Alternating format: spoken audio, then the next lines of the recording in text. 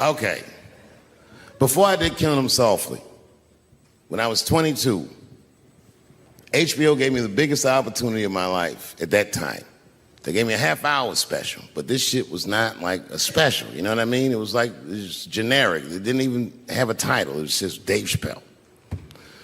And I shot it in San Francisco at a place called Broadway Studios, which is on the second floor of a building. And beneath Broadway Studios is a nightclub.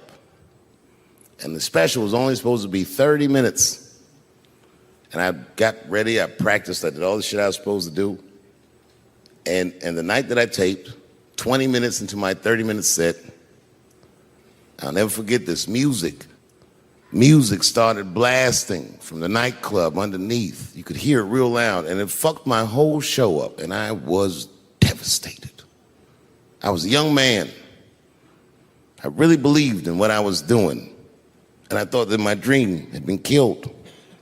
So when I got off stage, I ran down the steps to the alley behind Broadway Studios and where the control trucks are parked, and I kicked that motherfucking door open, and I started yelling at all the producers. I was nobody in show business, just a guy that believed in us. I said, man, you fucked everything up. That fucking music, what the fuck were you thinking? And there was a guy who was a big-time producer, I ain't saying no names, and he stood up, and he said, hey, kid, sit the fuck down.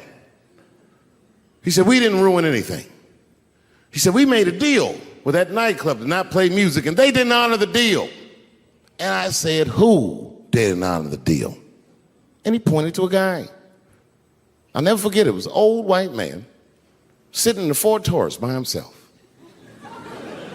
And he said, that guy right there. And I didn't waste no time or ask no questions. I went to that Ford Taurus and I beat on that window and I said, open the door, motherfucker, I want to talk to you. And that old man looked at me for 1 second and wisely drove the fuck off. And left me in the alley cussing at anybody who would listen. And 2 minutes later, literally 120 seconds later, couldn't have been any more than that, the doors of the kitchen in the alley of that nightclub underneath Broadway Studios flung open. And that old man was standing there, that same old man with reinforcements. He had 2 big goons with him, and he looked at me, and he was calm as a cucumber. He said, you, come here. I want to talk to you. I didn't know anything about the streets at this age. But I found out later in my life that these men were Russian mobsters. And I don't know what you guys know about the Russian mob, but these are the niggas that killed Denzel in Training Day.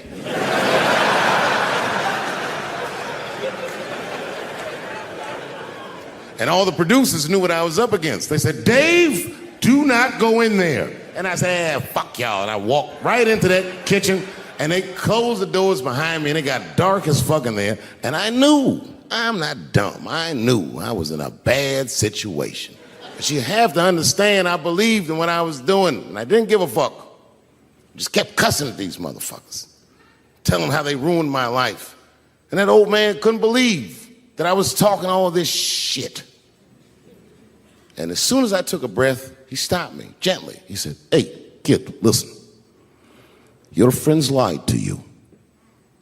He said, we made a deal, but your friends never paid me. And when he said that, I realized I was locked in a kitchen.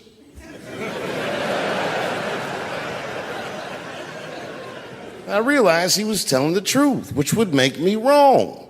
And the very moment that I realized I was wrong, for the first time, I was afraid.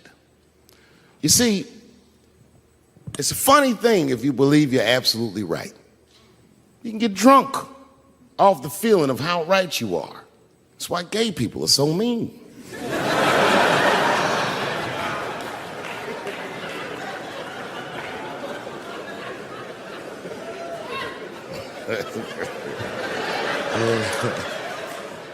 But I didn't buckle.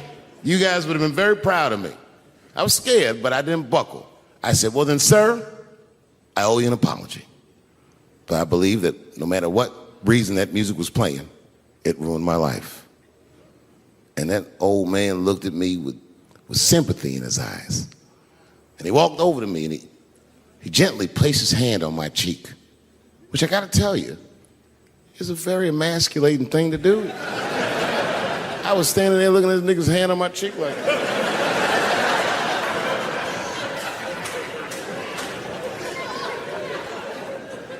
and he said, "You are a real man." And he tapped me on my cheek. Real soft. Just like that. The doors opened back up. The light from the alley flooded into the kitchen. And I just walked out alive. I lived to fight another day.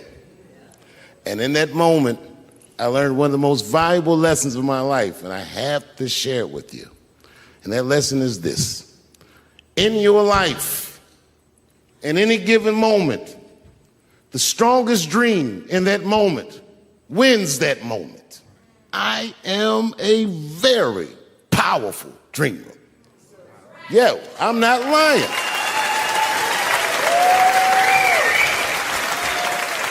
I dreamed tonight, this very night, as a 14-year-old boy, and I am living it as a 50-year-old man. My dreams are very strong. Today, I walked all around Washington. I used to be poor in this city, and all day people just said, hey, Dave, like they knew me personally, and I felt like I knew them. And I say to myself, my God, Dave, what a powerful dream. But then sometimes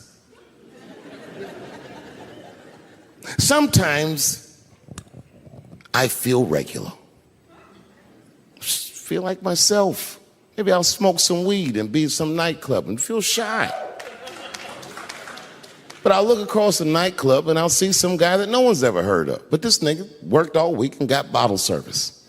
And his bitches bringing Moet with sparklers to him. And I picture in my mind he's Persian. He's doing some kind of weird Persian dance. And he got 6 bitches at his table because he got so much liquor, and they all call him saying, go Cena, go Cena. And I'll be looking across the room like, oh my God, I'm in that guy's dream. I can hear him telling his friends, hey, how was the club last night? Man, that shit was fantastic. I had bottle service. I seen Dave Chappelle across the club looking at me like, ooh, who was that? And that's the trick to life. You have to be wise enough to know when you were living in your dream. And you have to be humble enough to accept when you're in someone else's. It's why I don't judge between Will Smith and Chris Rock. Because you guys look at them as big ideas, but I look at them as fellow dreamers. I can't judge between them because I see myself in both of them. I am Will Smith. I am the man that cannot take it anymore and will slap the shit out of the next person that says a crossword to me or somebody that I love. And I am Chris Rock. I am the man that can get slapped in front of the whole world and keep my composure so I don't fuck anything up. That is what men do. Men make boundaries. Men enforce boundaries. And men test boundaries. And no man tests more boundaries than a trans man.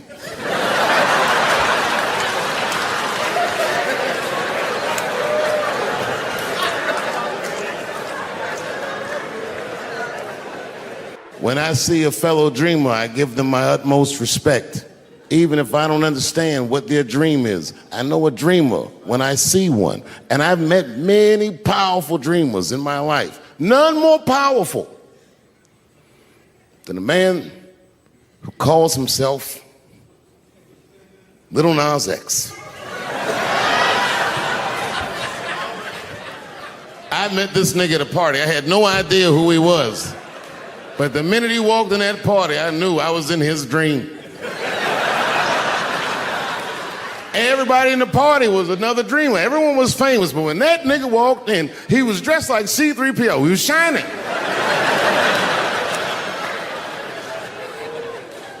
And everyone was like, oh my God, there he is. That's Lil Nas X. I didn't know who he was. And for some reason, out of all them dreamers, he walked right up to me.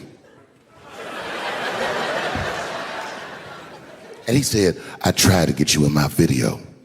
I didn't know what the fuck he was talking about. I said, what? I said, what? What video? And he just looked at me like, you know what video, and walked away. And I watched him walk away. I said, man, this nigga's having a very powerful dream.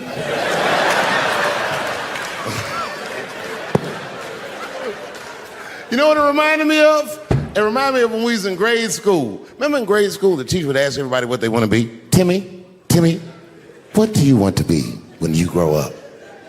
And Timmy acted like he had an idea. He'd stand up, he'd say, I want to be a fireman. And the teacher would say, Timmy, that is a beautiful dream. But Timmy didn't mean it. Timmy said he wanted to be a fireman because deep down, Timmy's attracted to fire. And by the time he's 14 years old, this nigga's a full-blown pyromaniac, playing with kerosene and matches like a goddamn expert. And then one night he goes downtown with his buddies, fucking around with fire, and burns a warehouse down. And he doesn't know it, but there's 13 migrant workers from El Salvador, and they're in that motherfucker. They get trapped, and then they die in the fire. Isn't that a tragedy? It was an accident. He's only 14 years old, but he's black. So they try him as an adult. And Timmy ends up spending the rest of his life in jail. Dream deferred. Burp, burp.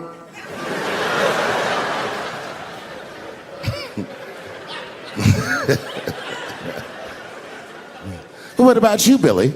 Billy, what do you want to be when you grow up? And Billy stands up and he says, I want to be president of the United States. And the teacher says, oh my God, Billy, that is a wonderful dream. And Billy means that shit. Billy does everything right. That motherfucker gets his grades up. He joins student government. He even does extracurricular activities like show choir just to make his resume look good. He's on track to be president, but junior year he wipes.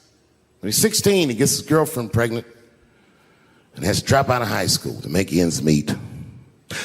But lucky for him, the local Walmart's hiring. By the time he's 20 years old, this motherfucker makes assistant manager at Walmart. He's the youngest one in the district. He says, oh my God, if I can keep this up for 4 more years, I could be a manager. And if I can keep this up for 6 more years after that, I could even be a regional manager and have as many as 3 Walmarts under my control. And he's a big picture guy. He sees where this path is going, so he kills himself.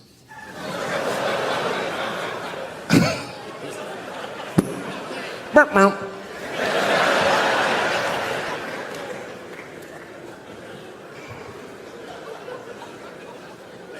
what about you? What do you want to be when you grow up? I don't want to say, because I don't want the other kids to laugh at me. Who cares if they laugh? Your dream is yours.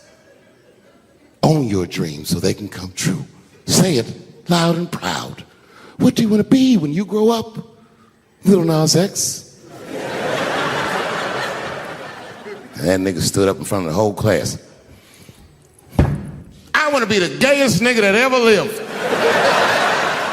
I want to do a music video and slide down a stripper pole all the way to the depths of hell and suck the devil's dick at 10 o'clock on BET while all the kids are awake and can see me. Shockingly, that was the only dream that worked out.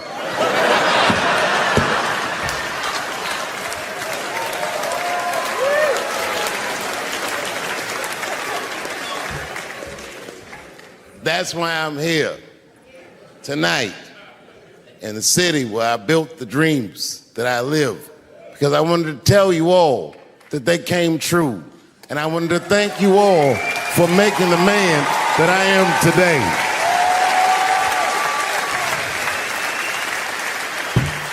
Yes, I am living a very powerful dream. Every time I come to this city and I stand in front of you, I realize that, my God, man, this is not my dream at all. It's yours. And I am honored to be in it. Thank you very much, Washington, D.C. I'll see you next time. You know, when I was growing up, I was probably about 8 years old. And at the time, we were living in Silver Spring. Yeah. Yes. Common misconception about me in D.C. A lot of people think I'm from the hood. That's not true. But I never bothered to correct anybody because I wanted the streets to embrace me. As a matter of fact, I kept it up as a ruse. Like sometimes I'll hang out with rappers like Nas and them, and these motherfuckers will start talking about the projects. Yo, it was wild in the PJs, yo. And I'll be like, word, nigga, word. But I don't know. I have no idea. My parents did just well enough so that I could grow up poor around white people.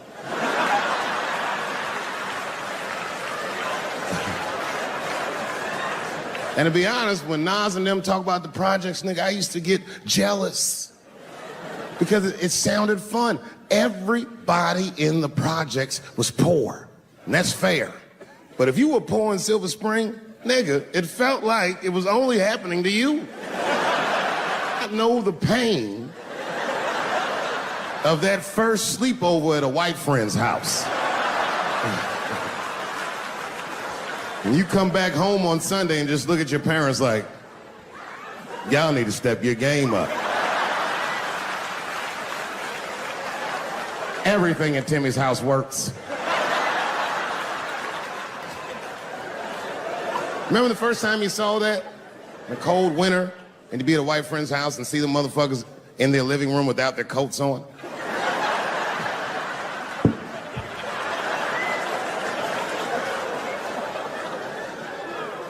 Timmy was one of my first white friends, like, in my life, man. He's a good dude, too. He moved to Silver Spring from Utah, of all places. I guess his family was affiliated with that Mormon church they got down there, and me and him used to hang out. And one day I was at his house, we were just hanging out, and Timmy says, Dave, why don't you stay for dinner tonight? I said, oh, man, I'd love to, but I can't.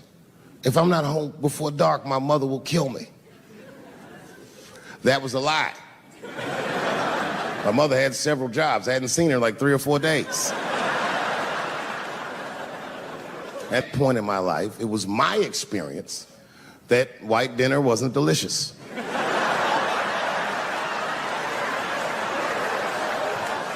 I'd rather go home and fry some bologna or some shit like that.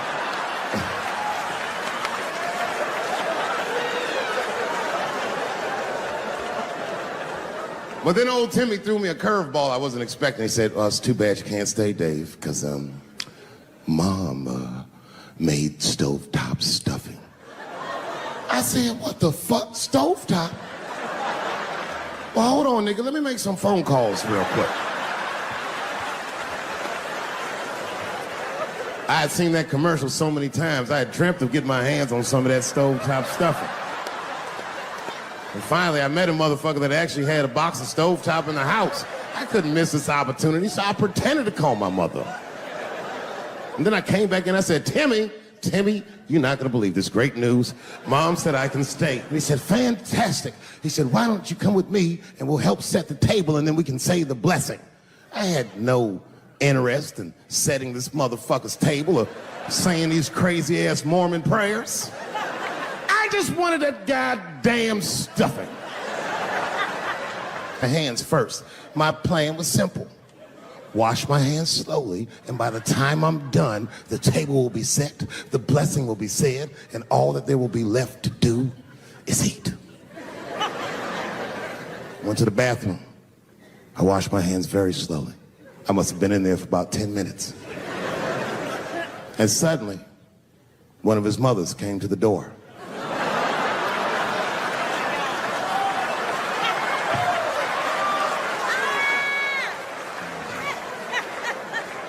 She was like, hi, David, right? I said, yes, ma'am. She said, Timmy tells me that you're planning on staying for dinner. I said, I hope that's not a problem, ma'am. She says, no, it's no problem. In fact, we'd love to have you. It's just that we weren't expecting company. And I'm afraid there's not enough stovetop stuffing for everybody. So I kicked her in the pussy. Bam! Ladies and gentlemen, I told you I'm dope, nigga. I told you what I was gonna say and you still didn't see it coming. And that's why I make the big bucks.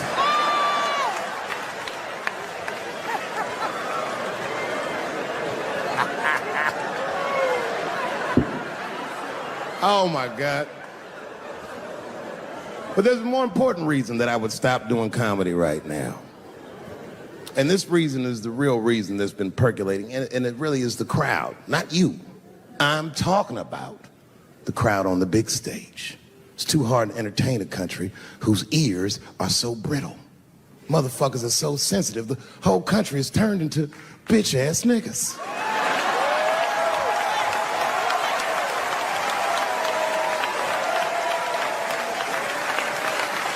Everything you say upsets somebody.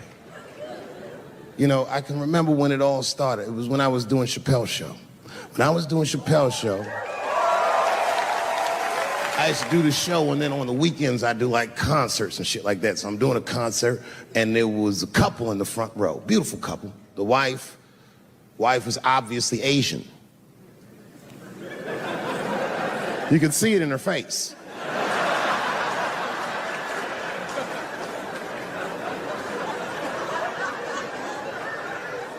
The husband, this motherfucker was mysterious, to say the least. Couldn't quite pinpoint where he was from. Caramel-colored fella, very nice hair, but he could have been from anywhere. Bangladesh, Mexico. I can't guess with a nigga like this. All I knew for sure about this guy is that his wife was a bitch. I could see that in her face, too. No, he was laughing and having a good time, and she was scowling at me at a goddamn comedy show. I couldn't figure it out. And then I realized at some point that she was pregnant, and I was smoking on stage. I said, oh my God, that's probably why she's mad. So I started to put my cigarette out, but then she hit me with one of them fake non-smoker calls. So I just kept smoking. I thought to myself, bitch, that baby will be fine, relax. And I tried to break the tension. I just asked her. That's all I said. I go, hey, where are you guys from anyway?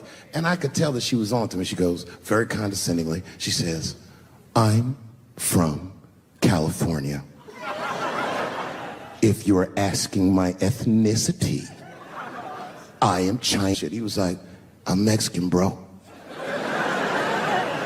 I said, well, I'm sorry if I offended you by asking, but you're a very beautiful couple. And miss, there's no question that you're going to give birth to the hardest working baby this world has ever seen.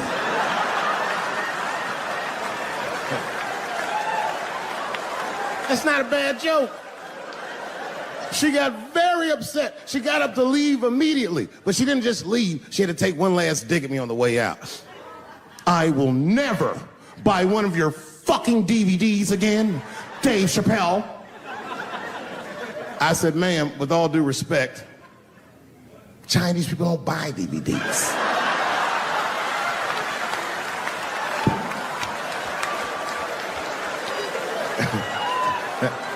And the crowd went crazy. We were all laughing, having a good time. I didn't even think anything of it.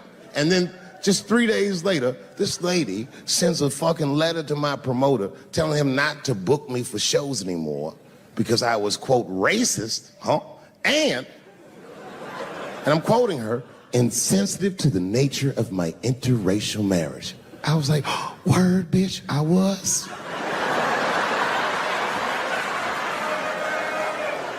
If she would know that I myself am in an interracial marriage.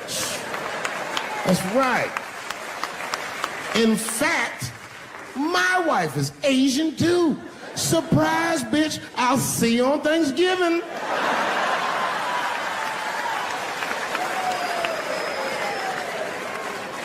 But my wife's not Chinese. She's Filipino. That's right. And our kids are Puerto Rican somehow, so there you go.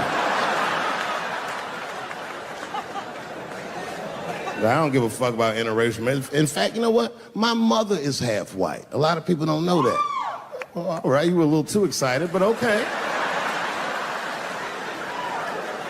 A lot of people don't believe me when I say that, but it's true. You can't tell looking at me, but if I grew my hair out,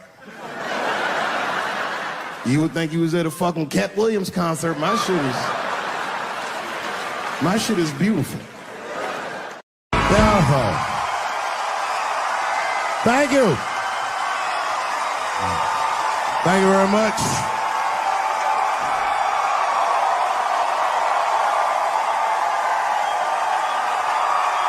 Thank you. What's going on? Good to see everybody out here tonight. Thank you. Hey, have a seat. Everybody be comfortable and relax. Oh my gosh, good to be back in Austin, Texas. It's good to know that plaid is back in. Most of the dudes I meet around these parts are dressed like a dyke in New York, so I'm glad to see that.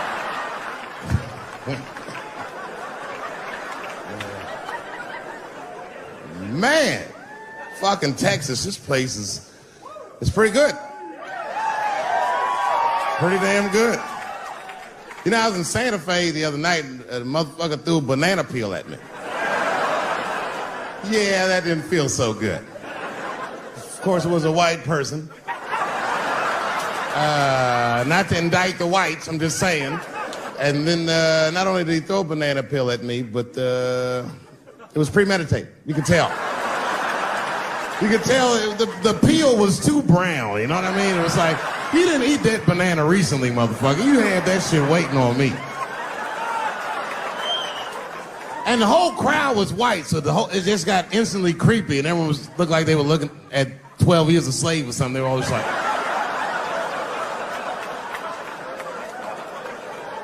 Who the fuck does that? And then they arrested the guy, which was... I said, someone's gonna fuck you in the butt in the holding cell. You know that, right? Can't just be throwing banana peels at Dave Chappelle. They're not gonna let you get away with this.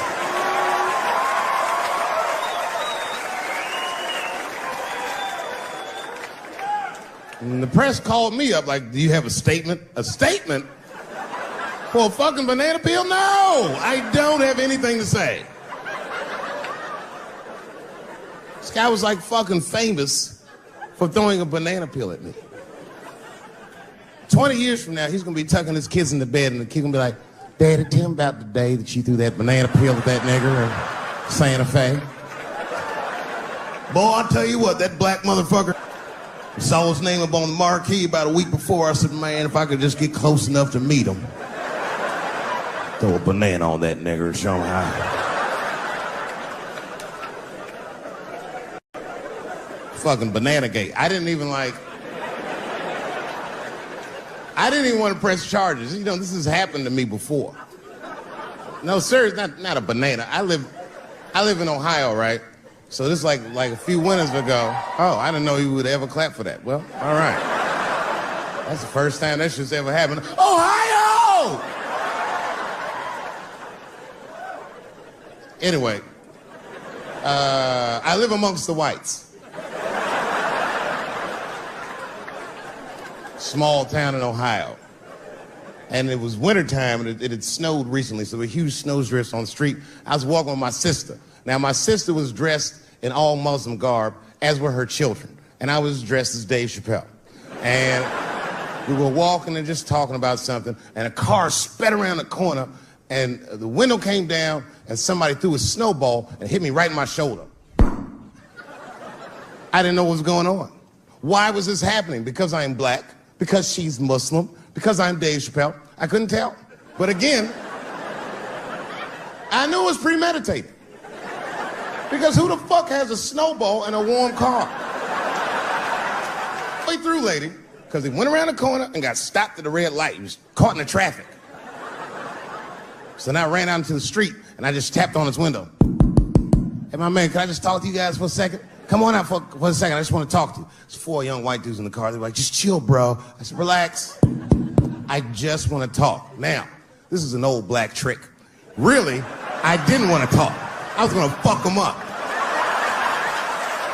So, if you're ever caught in traffic and a black guy starts saying he just want to talk to you, don't open the door, nigga. And even if he's me, smiling at you. And they were like, chill, bro, just chill.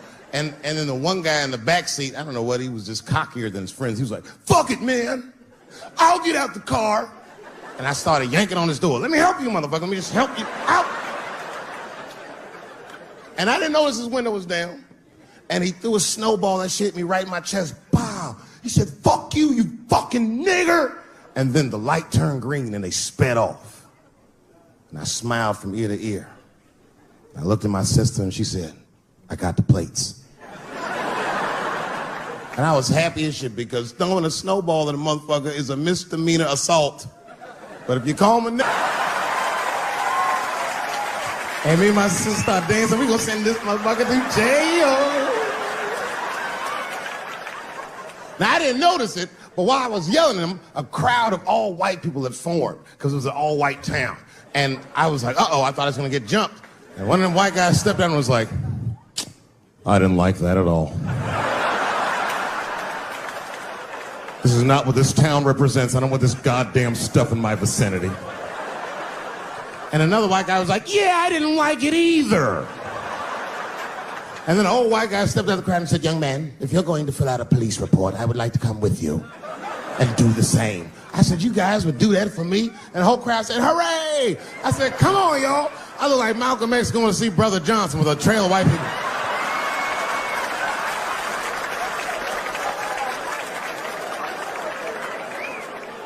Unreal. Hour later, we was all just sitting in the police station, and the police came in and like, well, Mr. Chappelle, 16 identical police reports. We ran the tags, 2 young men that had their mother's car. We have all 4 suspects in holding. Their mother is here. It's up to you. Whatever you want to do. If you want to press charges, we'll move forward. Sorry about that, officer. I'm a little flustered. I've never been in a position where I could decide the fate of white children before, but it's weighing heavy on me, sir. And I really can't decide. And I saw a lady pacing back and forth in the hallway, and I said, is that? He goes, yes, that's their mother. Well, can I speak to her before I make a decision? And when the mom came in, she saw it was me. She busted out crying. Oh, God, oh, no, I don't want him to go to jail. I am so sorry. I didn't raise him to do this. We love your comedy. We love you at the house. I said, miss, please, just, all right, look, I don't necessarily want your son to go to jail either. But what he did was pretty fucked up. So, is there something we can do short of jail just to let him know that he's wrong? She goes, oh, I don't know. What did you have in mind? Miss, I've never been in this position before. Oh, you know what we could do? I don't know if I'm asking too much, but maybe if you could just suck my dick a little bit. Just a little bit. I'm not gonna finish. I just want you to do it enough so that I can tell him you did it. I'm kidding. I wouldn't do that to anybody's mother. Maybe my kid's mom, but that's it. Ebola was in Texas. Ebola made a visit. Killed that man in Dallas. 5 days, that man melted to death. What happened to the brother in Dallas? Where was the secret serum, is what we all said. I remember in the beginning of Ebola, there were 2 American doctors that got sick in Africa. They flew them in a private jet straight to Atlanta to the CDC. I didn't even know CDC saw patients. There it was said they administered what the New York Times called a secret serum. I don't know what's in it. It's just like Colonel Sanders' recipe. But both of these motherfuckers survived. These doctors, thank God, are healthy. They are out there somewhere tonight at Whole Foods, touching vegetables, walking around. Everything's okay. Hey, Frank, how are you? Oh, you didn't hear? I had Ebola last week, but I'm doing all right now. I was bleeding out of my eyes and anus, so I got concerned, but I'm okay. What happened to the brother in Dallas? They just rubbed some Vicks on that nigga.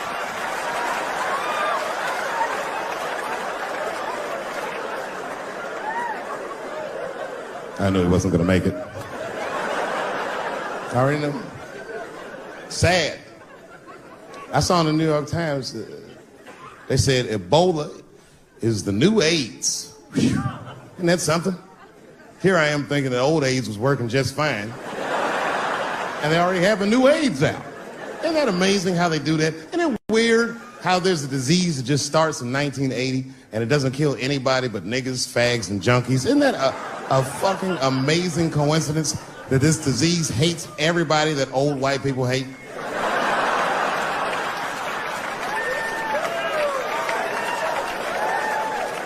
I think either God is white or the government hid that shit in disco balls. Only fun people get AIDS. Last month on the front of the New York Times, the measles was a headline. I had to check the date of the paper. I was like, measles, what is this, 1850? What the fuck is this? Why is measles in the news? Turns out they were trying to decide if mandatory vaccinations for children is the way we all want to go. Any thoughts? I'm sorry, ladies and gentlemen, I don't know. I don't know about this one. First of all, black people generally don't trust doctors. You know, after the Tuskegee experiments and all that shit. More importantly, don't forget Michael Jackson was killed by a doctor. Granted, he was doing drugs, but if I was a heroin addict and I had a licensed physician injecting heroin in me, I should survive that. I'd just be looking like, oh, I'm good, right? I'm good? It's not too much, is it? Dr. Butterfingers killed Michael Jackson. After that, I was like, fuck going to the doctor. The fuck am I getting my kids vaccinated for an old-ass disease like measles? This is ridiculous. You might as well give them a diarrhea shot if you're so worried. Diarrhea has a bigger body count than the measles do. You know, diarrhea is funny today, but 100 years ago, if your ass had diarrhea, you were a goner. There was like a 0 chance of survival. You get that first squirt, uh-oh. Better start getting my affairs in order. But I don't have much time. It's diarrhea. It's very serious. You just watch your buddy slowly die in a pool of his own shit. I give up diarrhea. Nowadays, your buddy just be like, oh, well, you got diarrhea? Just eat a banana, nigga, drink some water. Let's get to the club. Still make last call. Tough time for the blacks.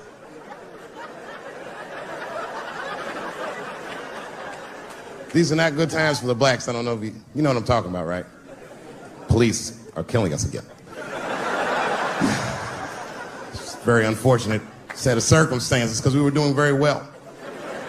You know, America has a racial hot seat. I think we can all agree that that's the truth. And we can also agree that that hot seat is traditionally occupied by African Americans in general, African American men in particular. Although I can see that in recent years, that seat has been occupied by Mexicans, and I dare say Arabs. And we, the black Americans, would like to thank you both for your sacrifice and your struggle. We needed a break. We needed a goddamn break. We all go through something, but at least I can leave my backpack someplace. If you Arab and forget your backpack, you got about 20 minutes before they send that robot to blow your shit up. Fuhad. Now ISIS is #1 on the terrorist charts. And ISIS is fucking scary. Because if ISIS catches you, they're going to cut your head off. That's what they do. I've seen them do it on YouTube. It was fucking awful. He looked right in the camera and say, Obama, I am back. I saw that shit. I said, oh my God. Don't like.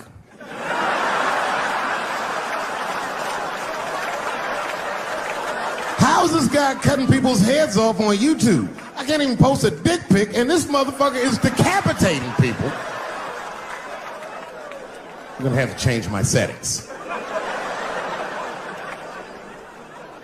You know, everyone has it hard, but I think harder than black people and harder than Arabs and harder than Mexicans, you know who has it the worst? Fat black people.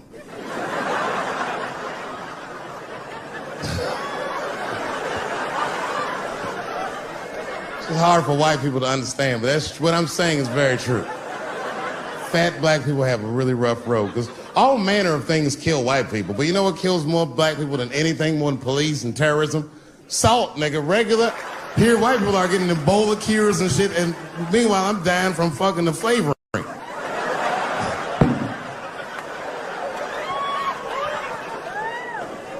Look, honestly, I'll stop talking about it. Let me say this, though. Let me just say this. Can we all just say that we've seen it coming? Were you surprised? It's like when that guy threw that banana at me. Do you think I was surprised? Hell no. I've been in show business 30 years.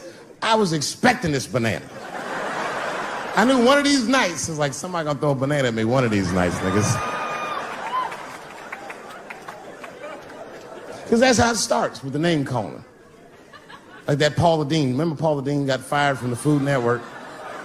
If you know anything about show business, it is really hard to get fired from the fucking Food Network. And they dropped that bitch like a hot potato. All because she called somebody an N-word 30 years before she had a show. I don't know who she said it to, but whoever it was just looking at her like, I'm gonna get you for this bitch. That shit came back 30 years later like a Bill Cosby rape and sunk a battleship.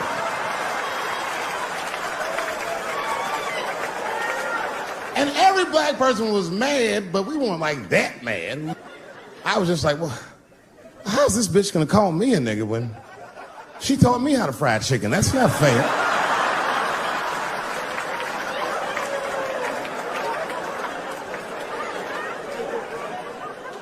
I think Donald Sterling shit was more serious. Remember Donald Sterling? He used to own the Clippers, and then he got caught on a secretly recorded tape saying some very unsavory things about African Americans. And there's a lesson in that for all of us. The lesson is, if you are old and white and racist in this great country, whatever you do, don't tell your black girlfriend about that shit, because that's who made the tape. She recorded all that shit, and the tape was terrible. He was like, stop bringing these black guys to my games. First, we're all confused, like, well, how the fuck are you gonna have a game without us? But it turned out that the black guy he was speaking of was none other than Magic Johnson, the billionaire. Unbelievable. Never even mentioned the fact that he had AIDS, which is... This guy must be really racist if AIDS is the footnote. Well, you gotta be careful, baby. He got the old Ebola.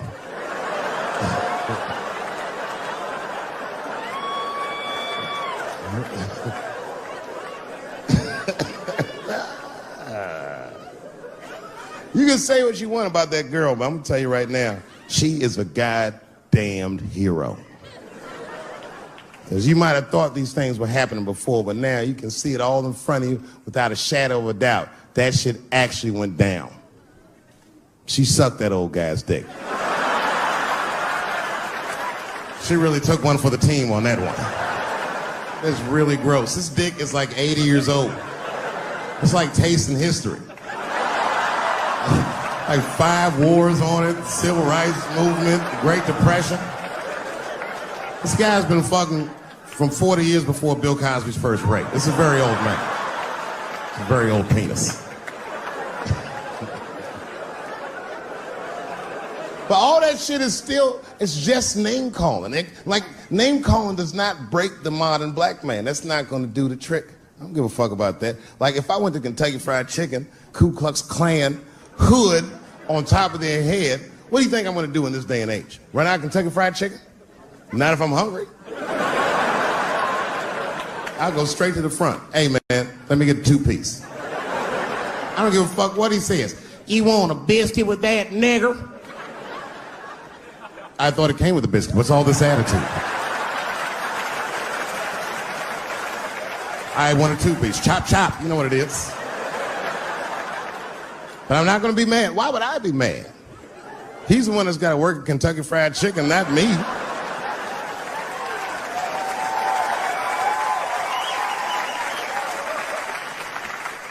Or how about this? What if I lived in Austin and I had a white girlfriend? It's possible in Austin. As a matter of fact, some people say it's necessary, but that's not the point.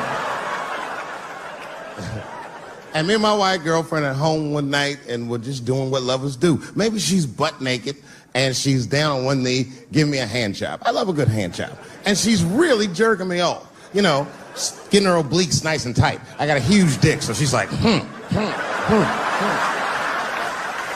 I'm like, wow, this really feels wonderful. I think I'm gonna come. Nigger. I know, that's a tough one. But what do you think I'm gonna do? Hey!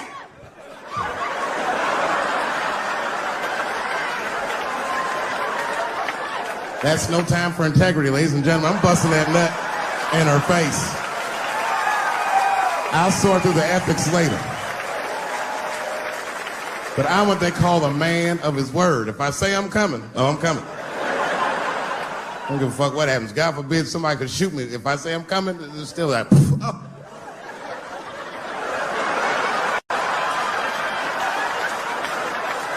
Doesn't mean I like getting shot.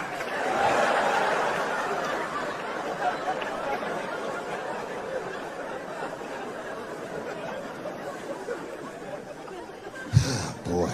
Yeah, tough time for the blacks. I'm not gonna say nothing about the police. I'll leave that for Chris Rock.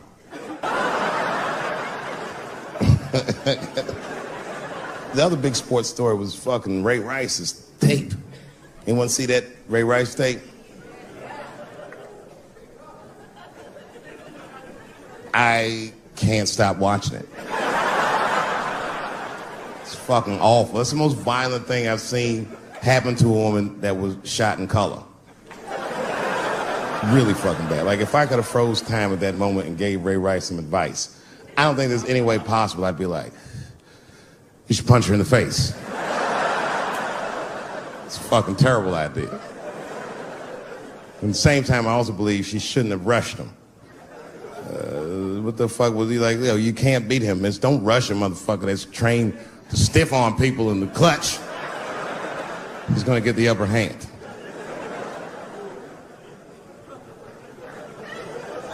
Only reason I bring him up is because, you know, he's about to play football again.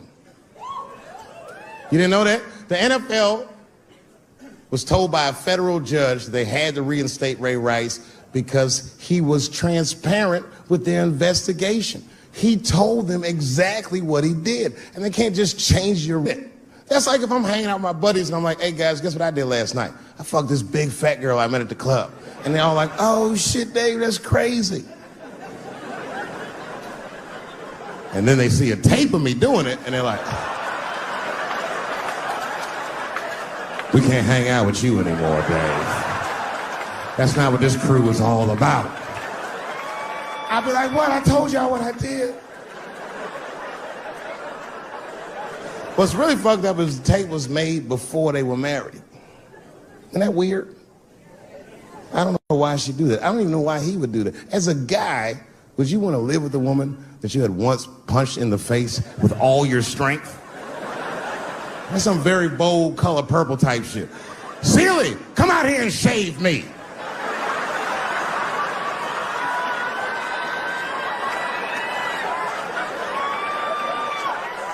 You out of your fucking mind?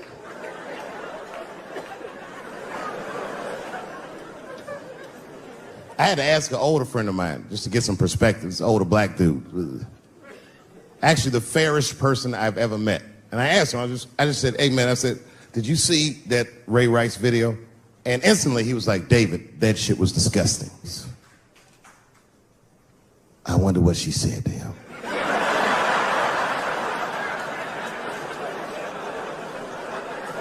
I don't think that matters. I think the idea is you're not supposed to punch her in the face. My wife says terrible shit to me. My wife once called me a pussy in front of dinner guests. I know, I started to get mad, but then I was like, fuck it, she's probably right. I am a pussy, I admit it. I'm soft and warm and persuasive, like a real pussy. Right. And then I told her, I said, and if you don't take care of me properly, I might stink, like your pussy. Oh, we fight dirty at the Chappelle household. It's not a big deal. No. If you want to get to the bottom of a matter of the heart, what you're supposed to do is ask a woman. Now, actually, there's two women that I know. They're both college professors in this little area I live in. And I meet them twice a week at Starbucks for coffee. Talk about important shit. And I asked the girls who's Ray Rice after he punched her in the face with all his strength. And one of my girlfriends said, David, you need to wake the fuck up. She's staying for the money. Well, now, wait a minute, because my other girlfriend was like, I disagree. I think that she actually loves him. And I said, wait a minute, ladies, you know what? I think that you're both right.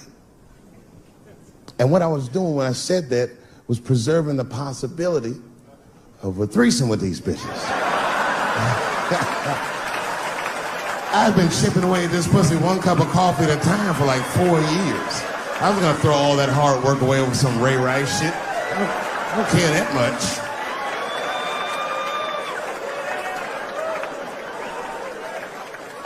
I'm just being real. It's fucked up, man. It's a tough time for the blacks. I love you too. And then here comes the banana peel. I'm waiting on it any second. You know, that's how it starts. I saw in the paper today that the guy that threw the banana at me got arrested again because he threw a banana at another motherfucker in a bar in Santa Fe. Look it up online after the show. He actually did that. And that guy was black too. You know what a guy said he did it at night? He said, I did it because Dave Chappelle is racist. So, nigga, that's not the best way to handle that if I am racist. What if Martin Luther King just went around throwing tuna casserole on white people? Would that work? Huh? I seen your girl bubbling. She's drunk as hell, buddy. Listen, sir, I don't know what she's saying, but just take my advice. Get some water in her, or you're gonna have some dry pussy when you get home.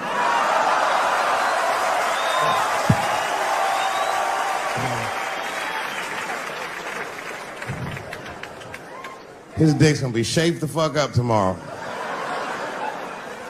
Santa Maria. Who got a cigarette in here? Anyone got a cigarette I can borrow?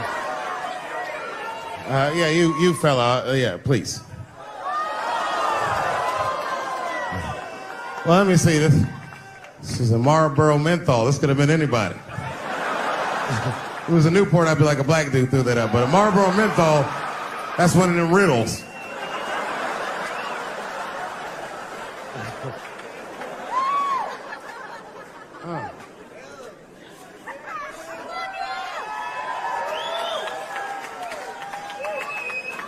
Is the word pussy offensive? All right, just checking. I asked that crowd when we was in Denver, I said, is the word people?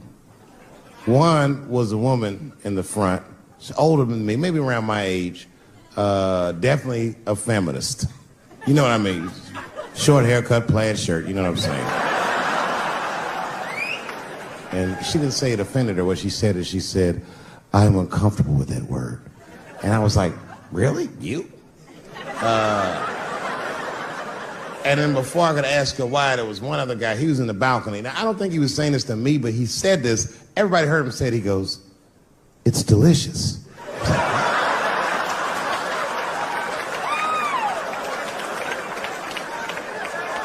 I don't think I've ever heard pussy called delicious before in my life. Now, this is not to say that it's bad, but it's definitely an acquired taste. I don't think any of us tasted pussy our first time like, it's good. It needs something.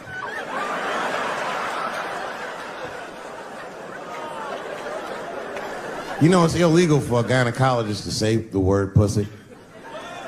They can only say vagina, or they can name individual parts medically, but they can never say shorthand, even if the gynecologist is a woman. I feel like if it was a woman.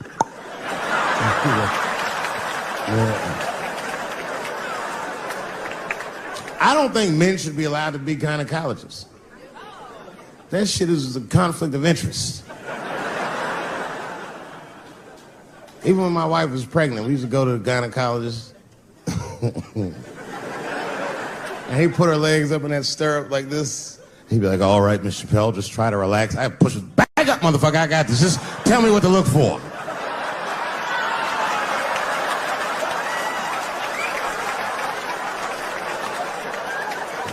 One of those home-style checkups. There's too many ethical questions when men do that. Like, can a gynecologist lose their license for smelling their fingers during an exam? Is that illegal? How could they not? These are men. It's like if you have a good barbecue, you don't even think about it. You just...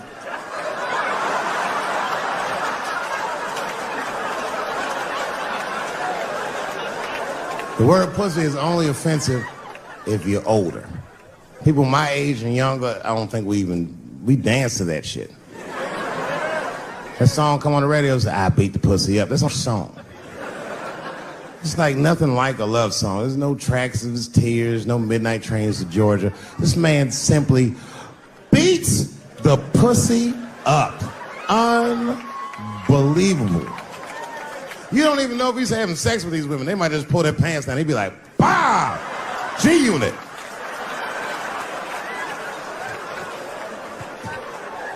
Like he'll be watching HBO. Hi, I'm Larry Merchant, standing here ringside with the pussy after a devastating bout with 50 Cent.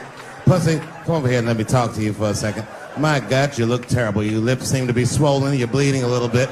Tell me, pussy, what happened inside of that ring with 50? I don't know, Larry. I felt really good in the first round. I was ready to fight. It's warm and moist, and I don't know. It just hit me from angles I wasn't expecting. Front, left. The backside surprised me the most. Well, pussy, let's take a look at round 4. This is where it all went wrong for you. Here you come out of your corner, pussy. You fight really good. It looks like you got 50 with a right and a left, but then 50 slips your jab, and there, right there. You see that? He punches you right on that little bean thing you have on the top of your head. I don't know what that is. There's 50 just pounding away at that bean over and over, and that pussy gets rattled around like that.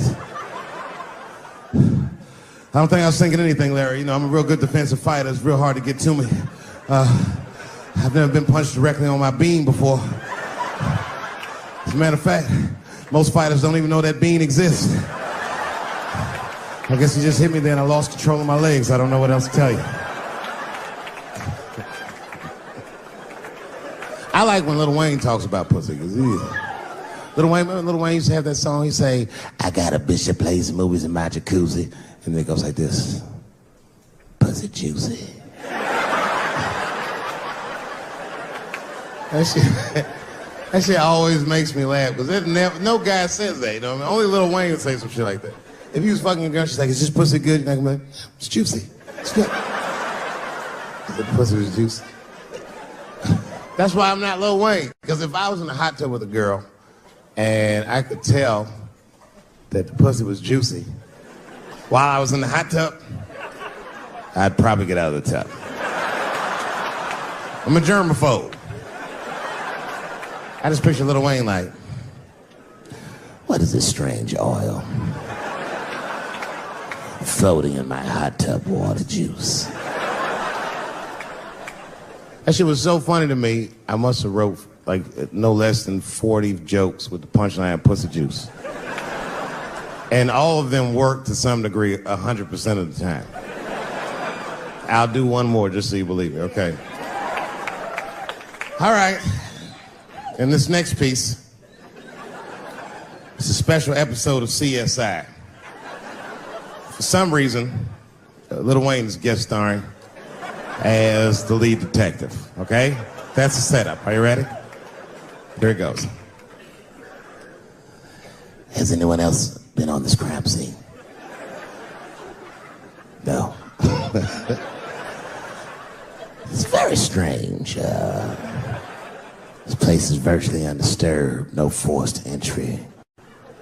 No sign of a struggle. Shine your flashlight right here. I just slipped in something. What is this? What is this? It glistens in the light. Smooth to the touch. Pussy juice.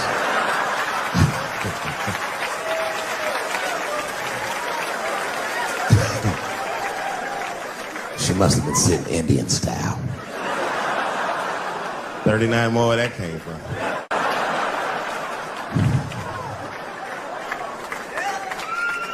Everybody's mad about something. Recently, I got attacked online by some gay bloggers, and it hurt my feelings. I have no problem with gay people, but I fucking hate bloggers. I'm not saying it because this person was gay. They was acting like a bitch online. They was like mischaracterizing my jokes, trying to make a point off of me, when it's like, yo, I'm your ally, motherfucker. I'm not trying to stop gay people. I got better shit to do. This motherfucker was saying things to try to get gay people to beat me up. Seriously, he was like, Dave Chappelle's jokes. I don't know how he actually talks. I'm just making his voice up. Dave Chappelle's jokes were an affront to the manhood of all gay men. What the fuck does that mean? I didn't say anything that would allude to gay men not being men. I know you men. In fact, what could be manlier than fucking another guy in the ass? It's the most gangster shit I've ever heard of in my life. I told you I'm not cut out for that. I'm a pussy. You know what I said? That's all I said. First of all, I'll tell you right now what I said. And I will tell you that this was not a joke. It's a true story. And I just happened to tell it. All right, what happened was I went to a gallery party, all right? I don't know who in here has ever been rich before, but these are very nice parties. Wine and cheese and ball of conversation. And there was a few eccentric types, one of which was a very wealthy man that happened to be wearing a dress. I don't know what you call him, man. This is a tranny or a drag queen, perhaps. Whatever it was, this is definitely a man. And this man was definitely on drugs. I don't know what kind of drugs he's on, but I knew he had too much. He didn't look good. It's like this. He's like, he looked sick. And all his friends were standing around him, concerned, trying to revive him. I don't know whether it looked like some kind of gay CPR. There was fanning and shit.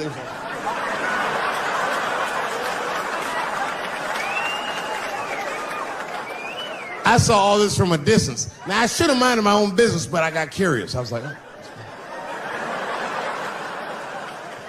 And I went over there. All I said, excuse me, gentlemen, is he okay?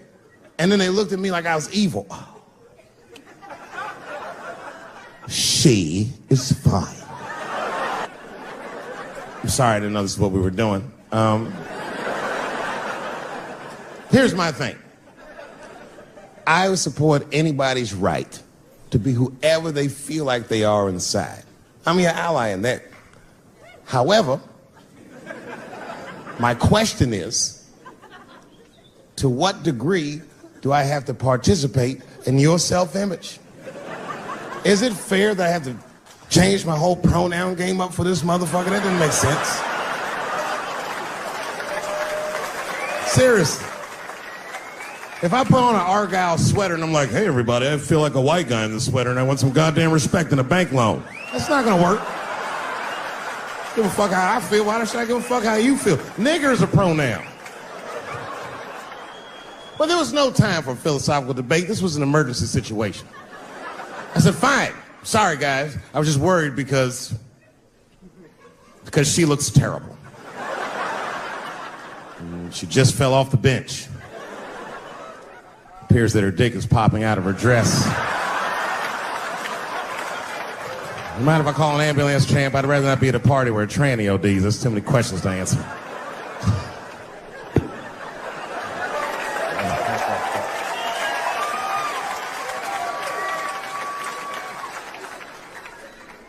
Okay, I've been through this before. I had a friend from high school. Now, in high school, this guy was a thug, Will, right? He was a fucking dope boy. He did it all. He's a wild dude. People used to be very scared of him. And then after high school, word on the street was he'd come out the closet. I personally didn't believe it.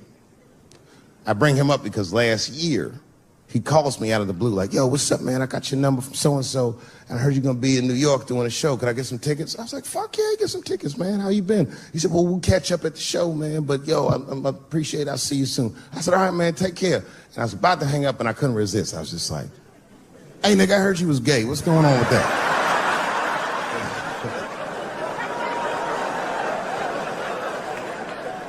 And I wish I didn't ask, because he sounded like he was dying to talk about that shit. And he had a long story about it. And it's not that I didn't care, but I was, I don't like talking on the phone. I was watching TV at the same time. So I just wasn't really paying attention like I should. But I was trying to sound supportive, but I didn't really know what to say. So I just like mumbling shit throughout this conversation. I just be like, nigga, you gay, man. You just gay. This went on for a while, and then finally I had to say something like definitive to get him off the phone. And I was like, hey, man, you know what? Don't let people get you down, all right? And the next time someone tries to make you feel bad about yourself, just remember, everybody fucks funny to somebody.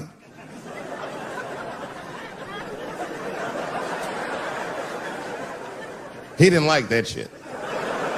He's like, what the fuck does that mean? I said, huh? He said, you saying I fuck funny, motherfucker? I said, no, that's not what I'm saying. I'm saying everybody's different. He said, you ain't say different, nigga. You say it funny. What's so fucking funny about the way I fuck? And I said, hey, man, I fuck feet. He said, what? Oh, this is not a joke, ladies and gentlemen. I get women to squeeze their feet together like this, and I fuck them right in that little space in their feet. But you can't build a community behind that shit. There's no flag for us. That shit made him laugh. And the next day, after the show, I saw him backstage. He was like, yo, what's up, man? I'm like, oh, shit, what's going on? And he had his buddy with him. He goes, Dave, I want you to meet Manuel. Manuel's my fiance. We're in New York getting married because it's legal here. I said, well, gracias. And he went to go get some drinks. And then my buddy looked at me. He was like, so, Dave, what do you think? And I started mumbling again. You gay, nigga. You just gay. He said, yeah, I'm a little nervous about getting married, man. It's a big step. I said, yeah, it is. It's a big step. He said, well, you've been married for a while. You got any advice for us? No, I'm married to a woman. Sorry about that. And he corrected me. He said, no, you married the person that you love. So it's essentially the same. I said, man, the problem with that statement is that it makes the assumption that I love her. But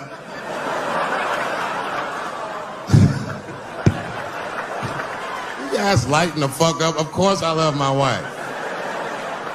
She laughs at this shit. As a matter of fact, she eats and spends this shit. You know what I told him? I told him, I said, you know what you should do, man? First of all, you shouldn't do it. I'm talking about being legally married. It's not that you're gay as much as just legal marriage is a fucking diabolical leverage game in the United States.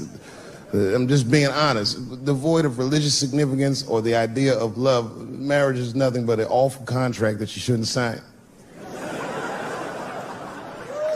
I'm just being real. Because you start out loving each other, and then like 2 years later, you're just building a case against one another for a hypothetical court date that may or may not ever happen. You throw being gay on top of that, that shit is explosive. Like I said, Ray Rice shit. Okay, right after Ray Rice went through all that shit, I was at a party and I met this kid, Michael Sams. You know Michael Sams? Very nice guy. He's the first openly gay NFL player. And Mike's a very nice guy, very brave guy. But when I met him, I couldn't help but thinking, his wife up in the elevator.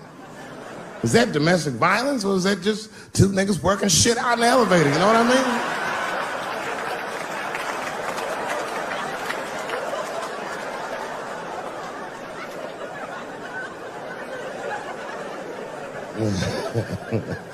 Anyway, I give all married men the same advice, gay or straight.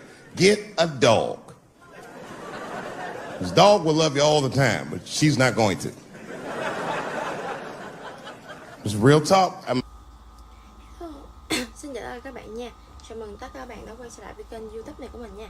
Ok, thì video của ngày hôm nay mình sẽ tô màu cho một cái sao ta?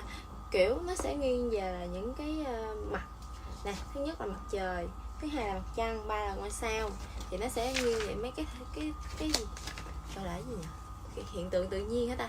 Nói chung là nó giống như vậy các bạn. Ok, thì mình thấy nha, đối với mấy cái này là tô nó rất là dễ tô, cho nên là chỗ này nó tô sao ta, nó tô giống nhau quá à.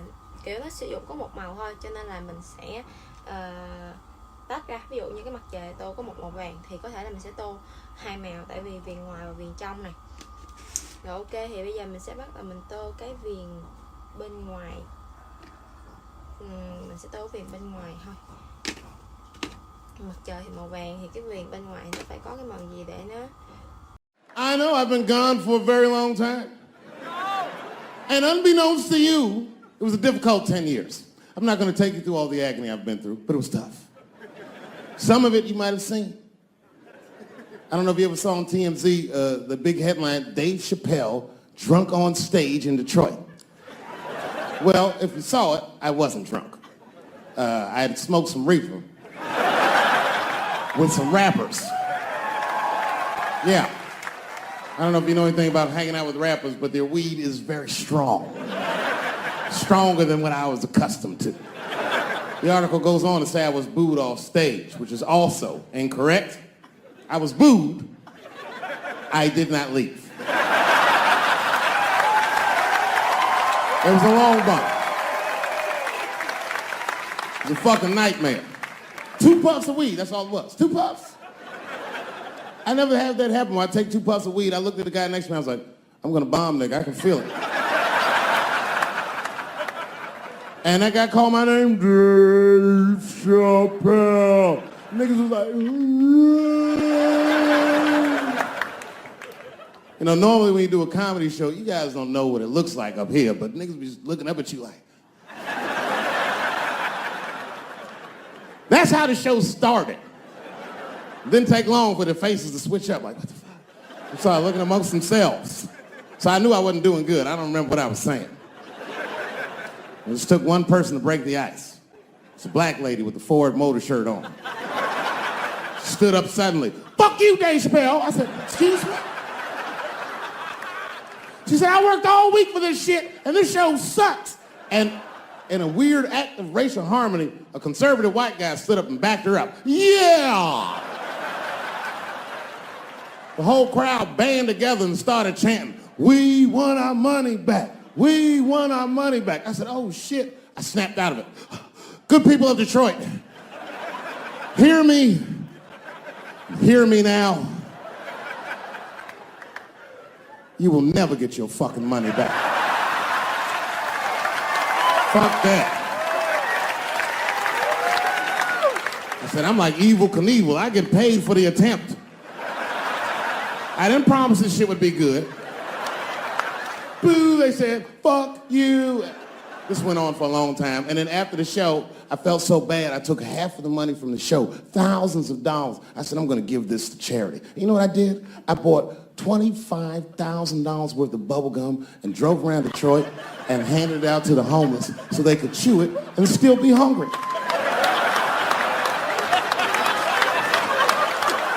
I was very mad at Detroit that night. Because not only did I bomb, nigga, I had to go back to the very same room the next night and do it all over again.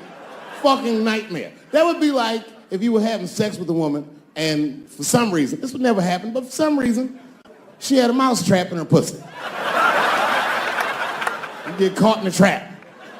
And then you gotta fuck her again tomorrow night. I'd still do it, but you know, I'd be careful the next time. The old mouse trap in the pussy trick, eh? Fool me once.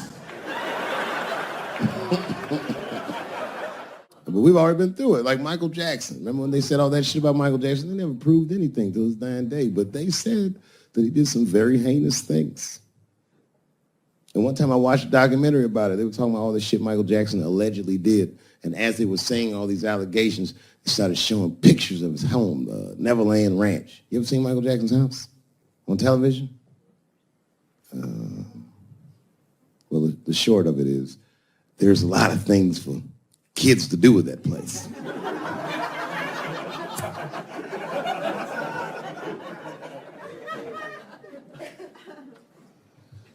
And I saw the whole thing, exotic animals and Ferris wheels and merry-go-rounds and shit. And the more they showed it, the more certain I was that I don't think Michael Jackson did any of those things they said he did. His house didn't look sexual. It looked like he was flossing on those motherfuckers. It didn't look like he was trying to fuck kids. It looked like he's just trying to impress them. Like, this nigga's Jay-Z for kids. Like, he just walking through his house. This is my cotton candy machine. It makes 3 tons of cotton candy a day. You know, all the cotton candy you want. This closet is filled with nothing but custom-made karate slippers. Isn't that cool? Shall I have my monkey bring us more cupcakes? Hey guys, let's watch a movie. What movie do you want to see? Home Alone. Oh, no, don't touch the DVD player. Macaulay Culkin's here, he can act it out. Come on, Macaulay. Act out Home Alone for my guests. And them kids was like, man, you are all right, mister. This is fantastic, man. We had you all wrong. All wrong? What? I don't understand. What do you mean? Huh? Oh, well, you know, man, we thought it was going to be the usual. Like, you're going to have us come over and give us some wine cooler and, you know, suck our dicks. What? Suck your dick? You faggot-ass kids. Why trying to suck your dick, nigga? I was trying to show you a better life. Bubbles, get these kids the fuck out of my house. You're just like everyone else. Hollywood is no place for moral absolutism. You know what I mean? We must never forget that R. Kelly peed on a 15-year-old girl. And he also wrote, I Believe I Can Fly. Same guy, same lifetime. If I showed you that video of him peeing on that girl and scored it to I Believe I Can Fly, he'd be torn. I used to think that I could not go on. You would know how to feel. If I can see it.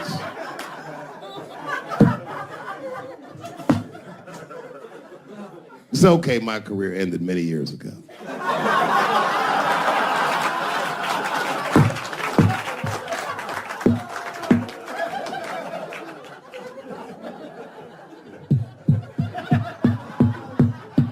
She's just like, you need to stop doing that. And then I tried to change the subject. I go, how is school going, boys?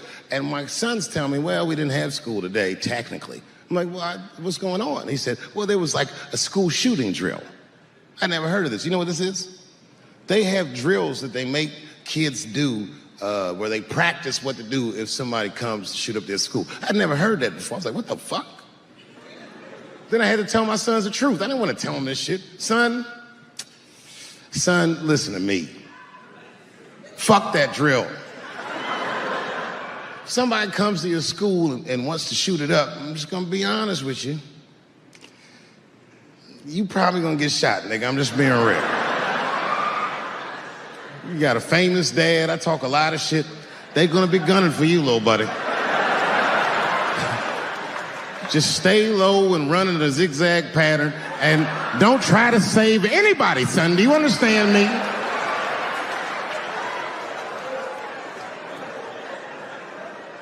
If you're a parent, this shit is terrifying. This shit is real scary. All the parents is looking at each other crazy because we know as parents that one of us is raising the shooter. Just don't know which one of us it is. All we know for sure is that if you're a white parent, the chances that it's you is exponentially higher than the rest of us. fucking crazy. You know, I hated school too. It never occurred to me. Kill everybody in school? It's fucking crazy.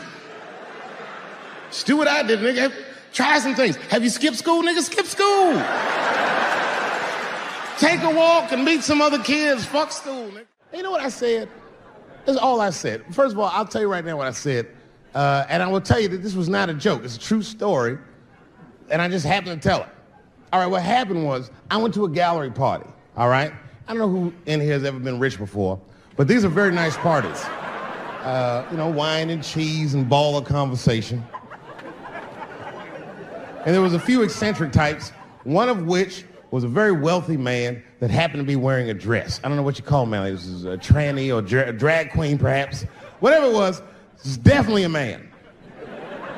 And this man was definitely on drugs. I don't know what kind of drugs he's on, but I knew he had too much. He didn't look good. It's like this. He's like, he looked sick. And all his friends were standing around him, concerned, trying to revive him. I don't know whether it looked like some kind of gay CPR. There was fanning and shit.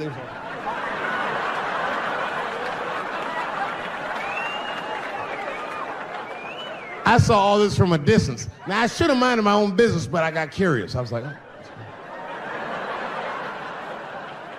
And I went over there. All I said, excuse me, gentlemen, is he okay? And then they looked at me like I was evil. Oh. She is fine. I said, word? Oh. I'm sorry, I didn't know this is what we were doing. Here's my thing. I would support anybody's right to be whoever they feel like they are inside. I'm your ally in that. However, my question is, to what degree do I have to participate in your self-image? Is it fair that I have to change my whole pronoun game up for this motherfucker? That doesn't make sense. Seriously.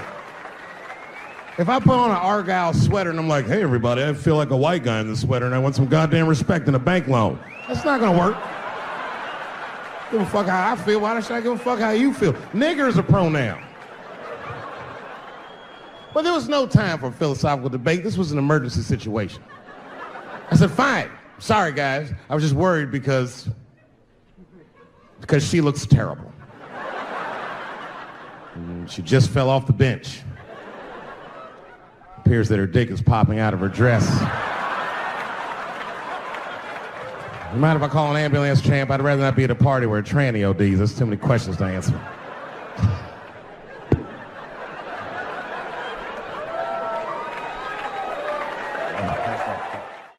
I said, I'm in the wrong business. I should be the president. Shit, I'm in the wrong business. See, the only reason I want to be president is because I'm black. That would make it too hot for me.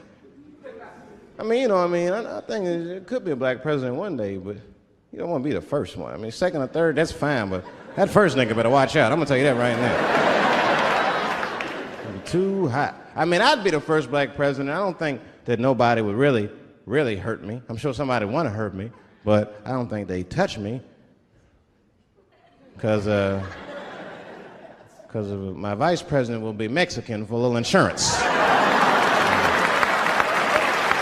You know what I'm saying? You can shoot me if you want, but you're just going to open the border up, so you might as well leave me and Vice President Santiago to our own devices. Ain't that right, Santiago? See.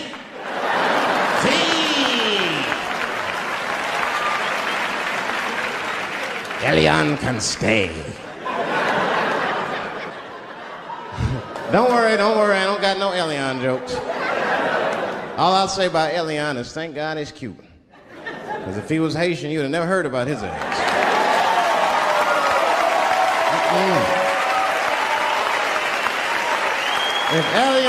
If Elian Gonzalez was Elian Mamumbo from Haiti, they'd have pushed that little rubber tube right back in the water. Sorry, fella, all full. Good luck. This whole world's just drug-infested, hate-infested, drug-infested world. Hate drugs. I heard the worst drug story. You know what my friend told me? You know what he's dealing with? His landlord is hooked on crack. That's terrible. There's pressure. Your landlord's hooked on crack, that means you've gotta have the rent. You come around all the time. I got the rent. It's not even due yet, it's the 10th. Come on, I need it! Let me just get $20 of it now and then just give me the rest of the month. Every couple hours. Hey, look, I'm gonna need some more of the rent. This building's falling apart, things came up. Comes home early from a party. Landlord's in the crib going through his shit. What are you doing in my house? Ah! Where's the sink? I came to fix it. It's in the kitchen. I thought it was in the drawer. I'll fix it tomorrow when I come for the rent.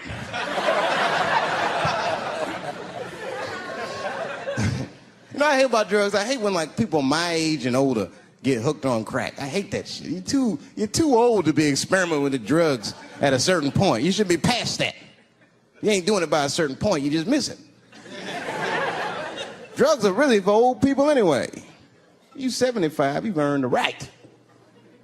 Shit, if I was 75, I'd do coke, heroin, everything. I wouldn't give a fuck. I'd be walking down the street, they'd be like, boy, that old man is tripping.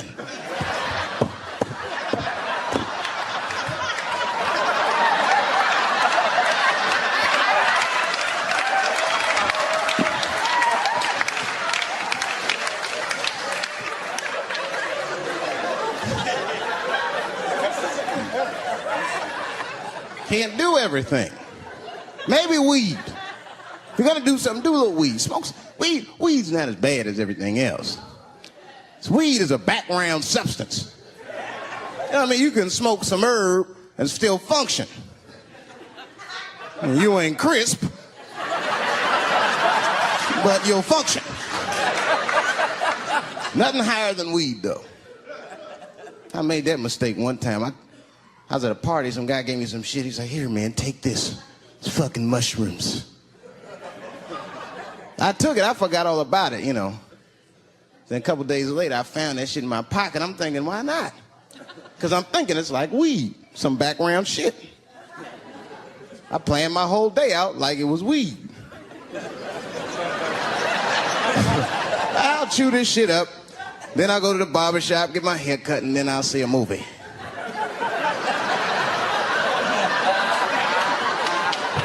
I chewed it up. So far, so good. Then I was in a barber shop like an hour later.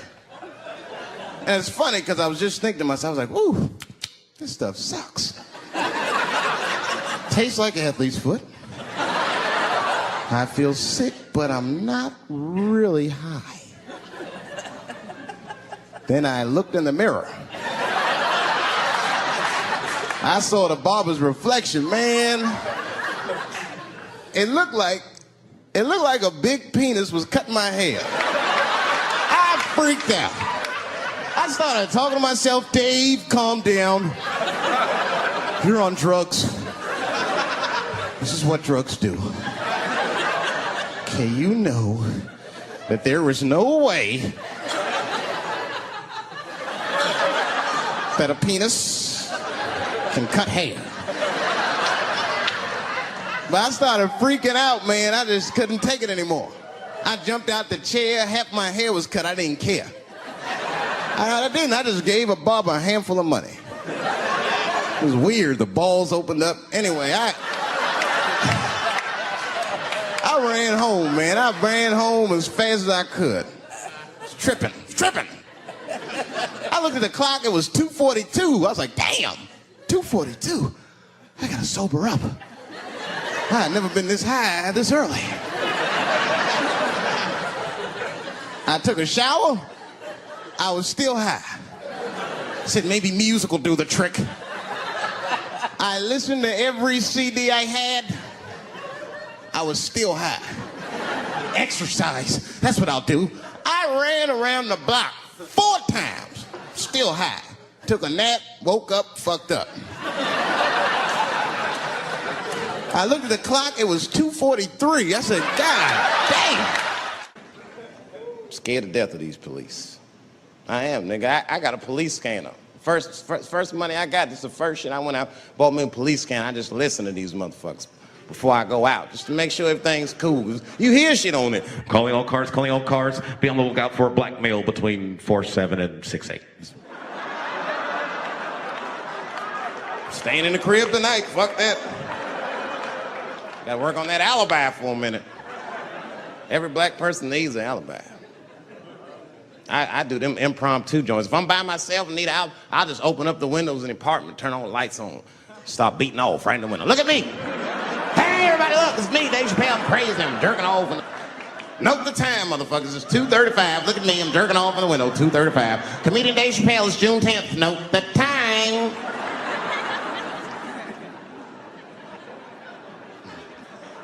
That shit could save my life. Officer David Chappelle couldn't have done that. I saw him in his window masturbating from 2:35 to 2:37. I'm certain of it. He was standing on a clock and holding a calendar and today's paper. Fuck, I need an alibi. I can't be no celebrity. This shit is just the worst. I'm seeing it. I see why stars are crazy, man. These motherfuckers. I went to Disney World with my kids, which is a big deal for me. I don't get to see my kids so much. I do Chappelle show 20 hours a day, sleep for like half an hour, raise my kids for 10, 20 minutes, and I go back to work. Now, this particular day, I got to hook up with the kids. We went to Disney World. Everybody at the park, fucking everybody. Hey, I'm Rick James, bitch. Hey, I'm Rick James, bitch. It's like, hey, man, hey. You mind not calling me a bitch in front of my kids? Time out, motherfucker. We take a day off. Even Mickey Mouse did it. I said, this is the most unprofessional shit I have ever seen in my life. Rick James, bitch. Oh, I was fed up. I caught that motherfucker with an uppercut. Bop! Knocked his head clean off. Everybody was screaming. Oh my God, oh my God. Mickey Mouse is Mexican. I want your community to know that one of the coolest people I ever met was a transgender woman. And this is not a man that I knew that became a woman. This woman was trans when I met her. Lived in San Francisco. Daphne Dworman is her name. I would do 18 shows in the Bay Area, sometimes in Oakland and Dirty Hood nightclub, and she would be there, a white trans woman, laughing loud and hard at everything I said, especially the trans jokes. Very puzzling. Because she was obviously trans. And one night after one of the shows, I met her. And what it was, turns out, it was her dream to be a comedian. And I was her hero. It's very moving. I could not dislike somebody that felt that way about me. We became fast friends. And when I made that special Sticks and Stones, right as it was coming out, I happened to be in San Francisco and I wanted to do a show, but I needed an opening act. And I remembered that trans woman I had met. So I called her on the phone. And I called her myself. I said, hey, Daphne, this is Dave Chappelle. She couldn't believe it. And I go, I'm in San Francisco. And then she started saying a bunch of wild stuff. I was like, relax now. I don't want any pussy. I was, I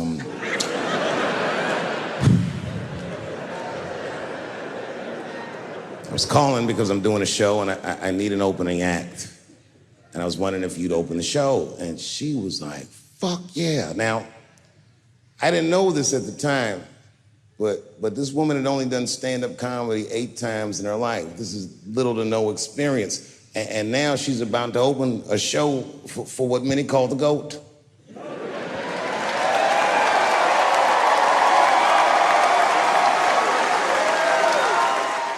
She's an amateur in stature, but in practice, she was very professional. She showed up early, which is something I appreciate, because I like people to be on time. She was dressed to the motherfucking nines. I mean, I'm transphobic, and even I was like, you look nice.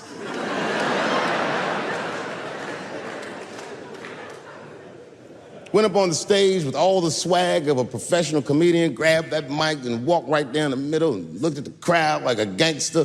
Man, you should have seen her work. This bitch bombed for 45 minutes straight. And I am not exaggerating, young man. That show was terrible. Stunk.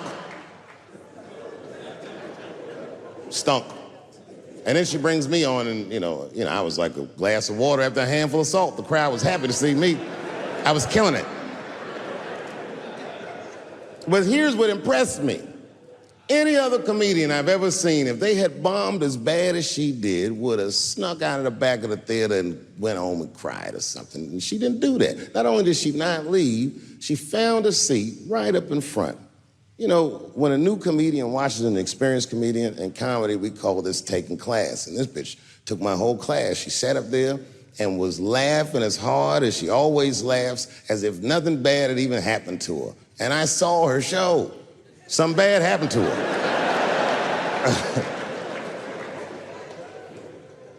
She was drunk. So she starts talking to me while I'm on stage. But the way a person would talk to a television when they were alone. She's talking to me like that. That didn't bother me because I knew her. But the crowd didn't like that shit at all because she sucked. And a guy in the back of the room stood up, and Daphne's hair was dyed blonde at the time, and the guy screamed out, and his energy felt wild as fuck. He said, "Hey, Daphne!" And everybody kind of clamped, like got tense. We didn't know if it was a heckler or active shooter. And he said, "Does the carpet match the drapes?" Yeah, it was fucked up. The whole crowd kind of groaned because it was so, like, mean. Everybody groaned, except for Daphne. She kind of laughed, which was weird. And then she didn't even look all the way back. She said, "Sir, I don't have carpets. I have hardwood floors." Just like that. Just like that. And boy, when she said that shit, it blew the roof off the place. Cut through all the tension. With that one joke, she made up for 45 minutes of a stinker of a show. And after that, she could do no wrong. And I kept on rocking. She kept on talking to me. And then the show became something cooler than a show. It became like a conversation between a black man and a white trans woman, and we started getting to the bomber shit. All them questions that you think about that you'd be afraid to ask, I was just asking them, and she was answering them, and her answers were funny as shit. The crowd was falling out of their chairs. And at the end of the show, I go, "Oh, Daphne," I said, "Well, that was fun." I go, "I love you to death, but I have no fucking idea what you're talking about." The whole crowd laughed, except for Daphne. Now she looks at me like I'm not her friend anymore. Like I'm something bigger than me, like I'm the whole world and the guy. And she said, "I don't need you to understand me." I said, "What?" She said, "I just need you to believe," just like this, she goes, "that I'm having a human experience." And when she said it, the whole crowd kind of gasped. And I gave her the Fight Club look. I said, "I believe you, bitch." Because she didn't say anything about pronouns. She didn't say anything about me being in trouble.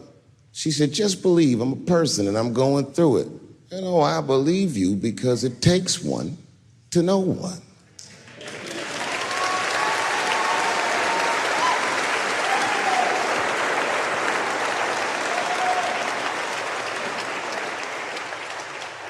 Then I told the crowd good night, and they start going crazy. And before the applause gets to its crescendo, I say, "And don't forget my opening act, Daphne." And the crowd stood up, and I looked at her, and tears came out of her eyes. She couldn't believe it was happening. I couldn't believe it was happening because her show stunk. And it was a great night. I remember the late, great Paul Mooney was there, a bunch of fly-ass comedy niggas was there. And we all went backstage and was just drinking and talking shit and laughing, and Daphne stole the room. She had everyone cracking up, spinning the yarn, telling us all these crazy stories about shit she be into. We all laughing real hard, and as she's telling us and everyone's laughing, I'm looking around, I'm like, "Oh my God, she is funny." I pulled her aside and I said, "You're hilarious. I didn't know that when you were on stage." I said, "You're doing some things wrong, but I can help you." I said, "Anytime I'm in San Francisco, why don't you open the show for me, and I'll just try to give you some pointers, see if you can't work this thing out." And she said, "Are you serious?" I was like, "Yeah." And she grabbed me real tight, hugged me, squeezed me, and I pushed her all violently because I'm transphobic. I said, boundaries, bitch.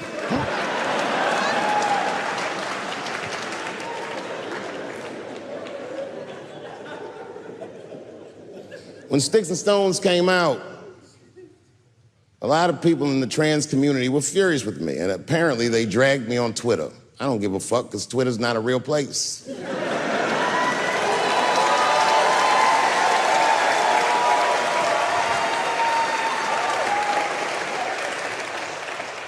And the hardest thing for a person to do is go against their tribe if they disagree with their tribe. But Daphne did that for me.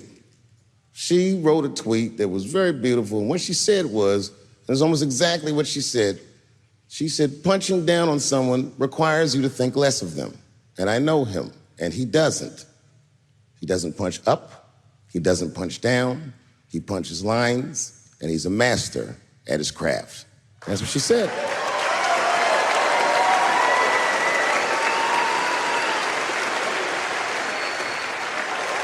Beautiful tweet, beautiful friend. That took a lot of heart to defend me like that.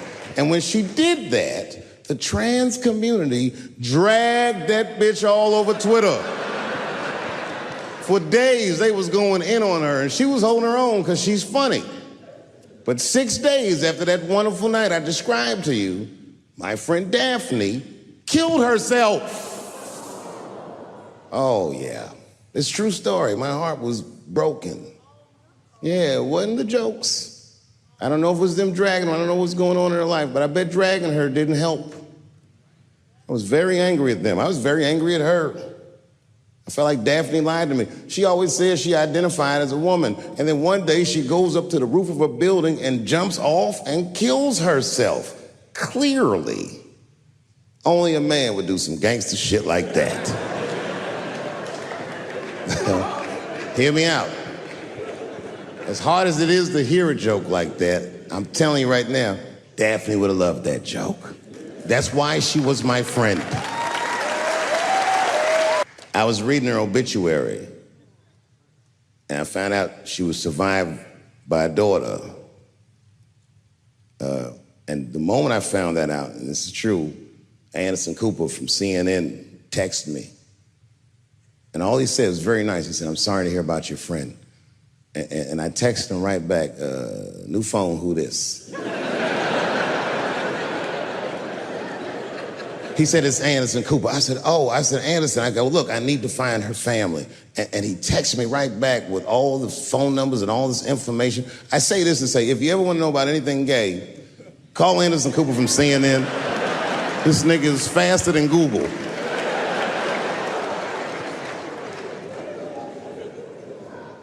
And what I did is I got in touch with her family and I started a trust fund for her daughter, because I know that's all she ever really cared about.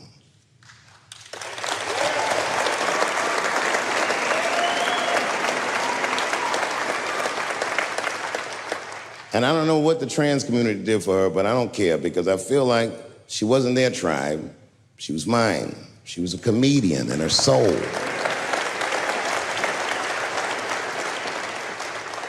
Her daughter is very young, but I hope to be alive when she turns 21, because I'm going to give her this money myself.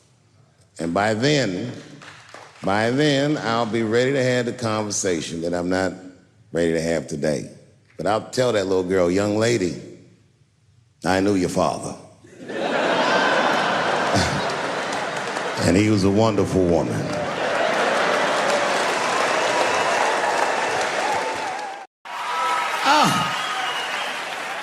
I'm goddamn sick of it. This is the worst time ever to be a celebrity. You're gonna be finished. Everyone's doomed.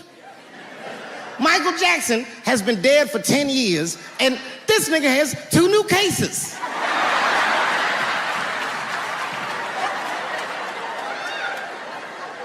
And if you haven't watched that documentary, then I'm begging you, don't watch it. It's fucking gross. I felt like HBO was sticking baby dicks in my ears for 4 hours straight. Really nasty shit. I don't want to know all these things. Turns out, Michael Jackson allegedly likes a long gander at the anus. So they said he stares at people's buttholes. That's what they said. That's how gross the documentary was.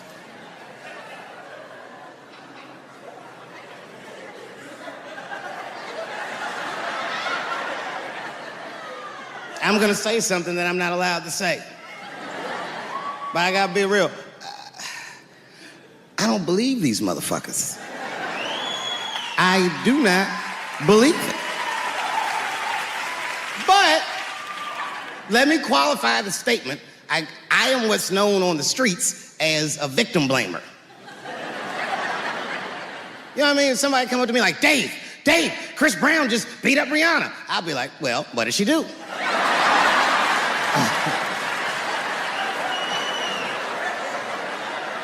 Dave, Michael Jackson was molesting children. Well, what were those kids wearing at the time?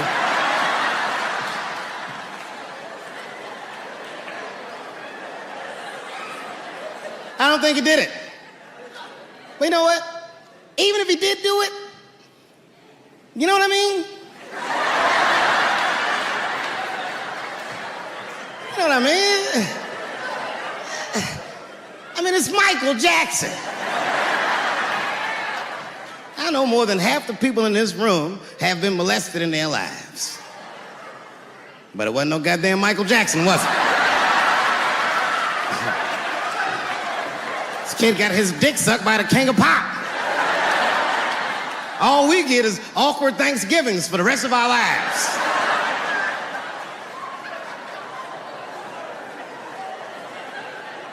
You know how good it must have felt to go to school the next day after that shit? Hey, Billy, how was the weekend? How was my weekend? Michael Jackson sucks my dick. And that was my first sexual experience. If I'm starting here, then sky's the limit.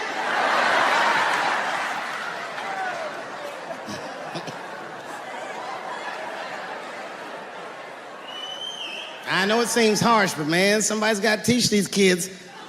There's no such thing as a free trip to Hawaii. Yeah, he's gonna want to look at your butthole or something.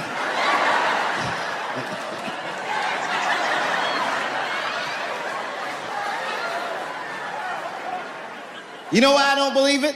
You know why I don't believe it? Because if Michael Jackson's out here doing all this molesting, then why not Macaulay Culkin? Macaulay Culkin said in an interview that Michael Jackson never did anything inappropriate with him or even around him. Think about that shit. You know, I'm not a pedophile. But if I was, Macaulay Culkin's the first kid I'm fucking, I'll tell you that right now.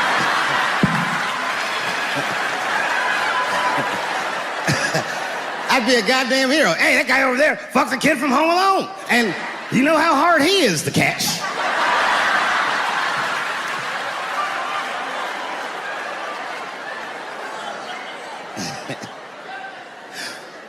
My mind's telling me no.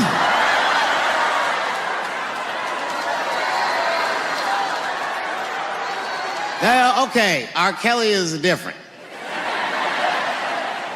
I mean, you know, if I'm a betting man, I'm gonna put my money on he probably did that shit. I'm pretty sure he did that shit. You know, it was bad, okay, so a couple years ago, I was doing a show in Detroit, and I'm sitting backstage in my dressing room. A friend of mine comes by, this chick, Dream Hampton. Dream tells me, right before I'm going on stage, she goes, Dave, I'm working on a documentary about R. Kelly. Would you like to be in it? And I was like, nah, bitch, I'm cool.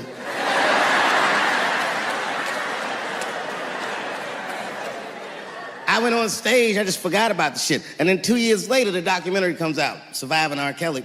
And when it comes out, Dream's promoting the shit, and she keeps bringing me up. She said, I asked Dave Chappelle to be in my documentary, and he said it was too hot for TV. Bitch, I did not say that. It does not even sound like how I talk. Oh, that's too hot for TV? I would never say that shit. Why I wasn't in the documentary? There's a very simple reason, and I cannot stress this point enough. The only reason that I didn't do it was because, and it's very important, I don't know this nigga at all. anything. I don't know anything that they don't tell me about. I don't hang out with this nigga, nothing. So what the fuck do I gotta be in the documentary for? This guy, R. Kelly, got another sex tape out now. Can't believe that shit. This guy makes more sex tapes than he does music. He's like the DJ Khaled of sex tapes. Another one. Like, damn, nigga. It's a lot of tapes. The new one's so bad that they didn't even show it. I've never seen anything like this. The prosecutor in Chicago came out in a press conference and read to the media a transcript of a sex tape. Have you ever heard of such thing? This nigga read the sex tape. And it was so bad that R. Kelly sounded guilty in the transcripts. It's fucking amazing. 16 times the girl's age was mentioned. Isn't that crazy? This motherfucker is an idiot. He was fucking her like, yeah, this is the best 14-year-old pussy I've ever had in my life. And she was like, you like this 14-year-old pussy? He's like, oh yeah, I love this 14. I'm like, man, you need to shut the fuck up. You gotta give your lawyer something to work with.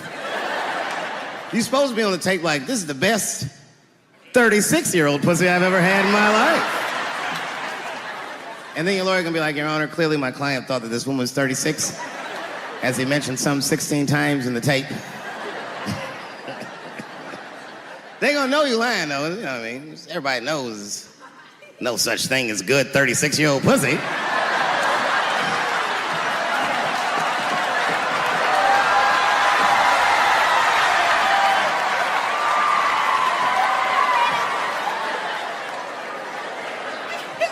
Doesn't matter what I say.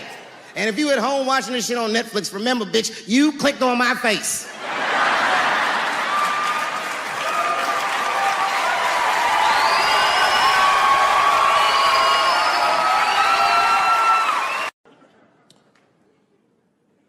The second time I met O.J. Simpson.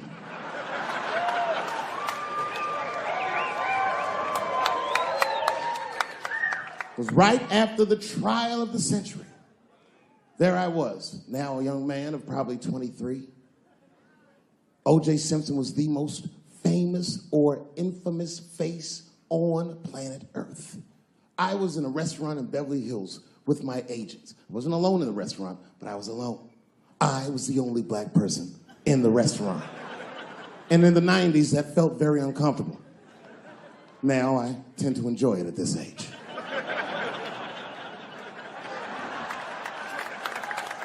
I was having dinner with my agents, celebrating a deal that they told me was lucrative, but I later learned fucking sucked. And suddenly, a group of women walked by. Every race was in that group. Black, white, Asian, Latina, white, and white again. They were all gorgeous. I watched them walk by. Then, I saw a familiar face. Al Collins, the man from the infamous Bronco check, towards the door. Couldn't believe what I saw.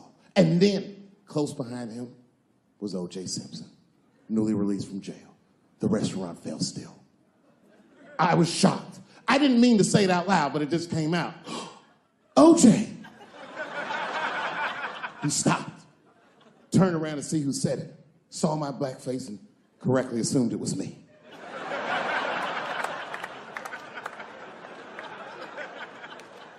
I was sitting in the corner of the booth. He leaned over all the white people I was having dinner with and shook my hand. How are you, young man? He looked in my eyes, and I could see in his eyes that he didn't remember meeting me the first time. And then he walked away. And I looked back at my agents, and all of them had nothing short of disgust on their faces.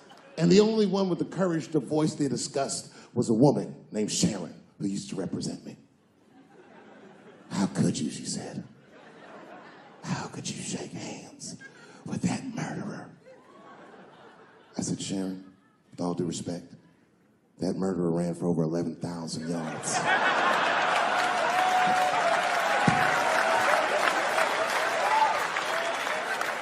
And the glove didn't fit.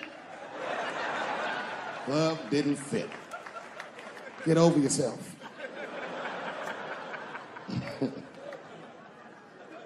Some people can't do that. Some people just can't get over themselves.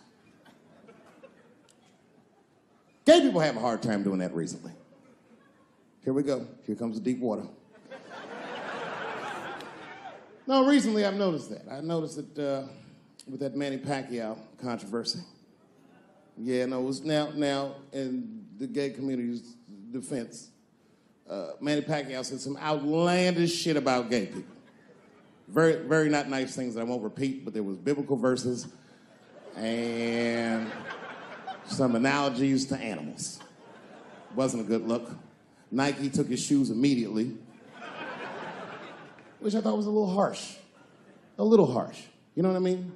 Because he's, just because he's Asian. You know what I mean?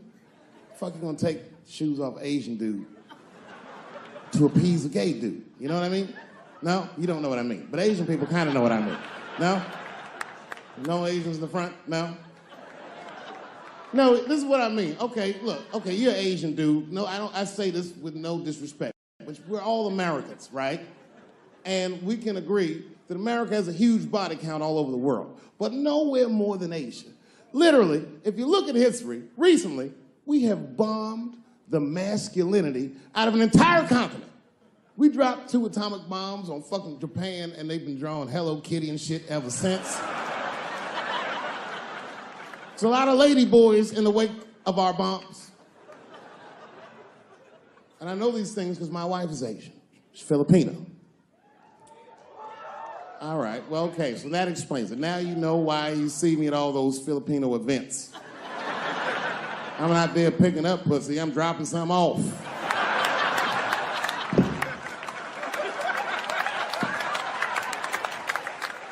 I take my wife to all that shit. I took my wife to see Pacquiao fight Mayweather. We sat ringside, okay? That was a quiet car ride home. That's what that was. But if you know what's popping in the Philippines, you know that they got a whole generation of kids in the Philippines growing up without their mothers. Yes, a lot of women in the Philippines go to the Arabian Peninsula, they come to the United back home, which is still one of the #1 staples in the Philippines economy, money that their expats send back to the Philippines. The men, on the other hand, are left rearing children, twiddling their thumbs, waiting on their wives' checks. These men have been fucking emasculated. And then suddenly, a boxer rises from amongst them and reinstates their manhood with his motherfucking fist. This is not the guy you're supposed to ask, what do you think of homosexuals? He's not your champ. Shit. That's why I don't have a sneaker deal, because if you say something that people don't like, they'll take your fucking shoes off. Throw the hat.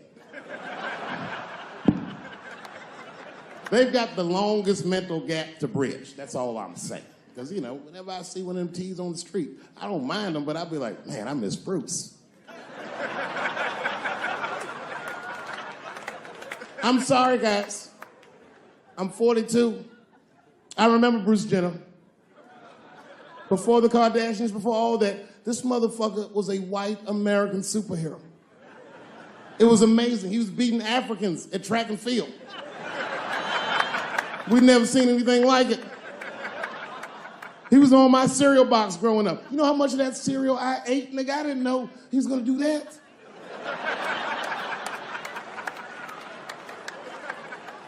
I knew before you guys knew. I heard things on the street in Hollywood. You know, you just be out, see people. Hey, what's up, Kanye? Why the long face? Nigga, you'll see. I got 2 mother-in-laws now. And when I heard he was gonna do it, I was scared. I didn't think the public was ready. I didn't think the media was ready. And you know what? I was wrong. Never seen anything like it. Welcome to the world, Caitlin. So long, Bruce. Hello. Somebody called me a nigga in traffic last Wednesday. It's so long, it takes a minute.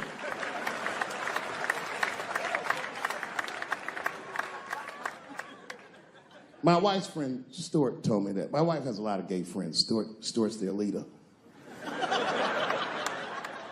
She has a lot of gay friends. And I don't like them.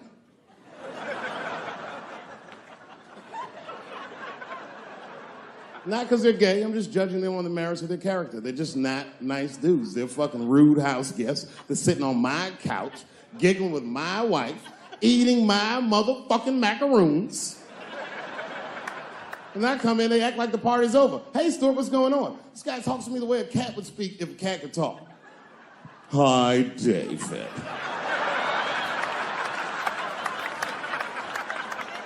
Stuart, what's all the beef, man? What's going...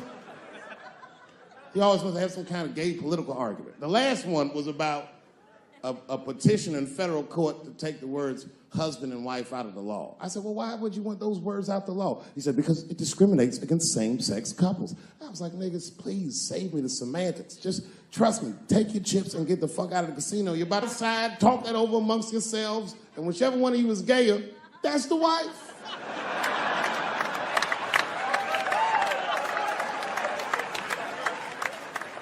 No, Stuart didn't like that. Stuart educates me about this movement, you know what I mean? I didn't even know shit about it. He told me it's called LBGTQ.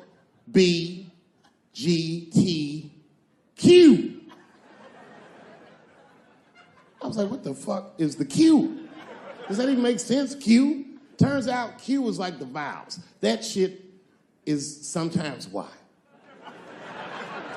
It's for gay dudes that don't really know they're gay. You know what I mean? Like prison fags who are like, well, I'm not gay, nigga. I'm just sucking these dicks to pass the time. I'm not G, I'm Q. Ugh.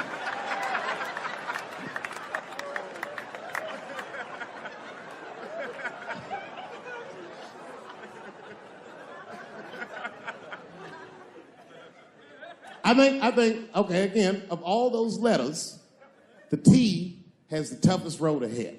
In fact, I think the T should stand for tough. If Martin Luther King had a sneaker deal, we'd still be on the back of the bus. They always true, the Nike exec would come up, hi, Martin, we need you to tone down the talk of civil rights and blacks being humans. It's upsetting our southern distributors. But I don't understand. I thought that's why I had a sneaker deal in the first place. Not quite. Really, it's a walking shoe, and we like the marching, but try to understand. Fuck that shit. You know, I get it, though. I understand why gay people are mad, and I empathize. You know what? I'm just telling you, this is a black dude. I support your movement, but if you want to take some advice from a Negro, pace yourself.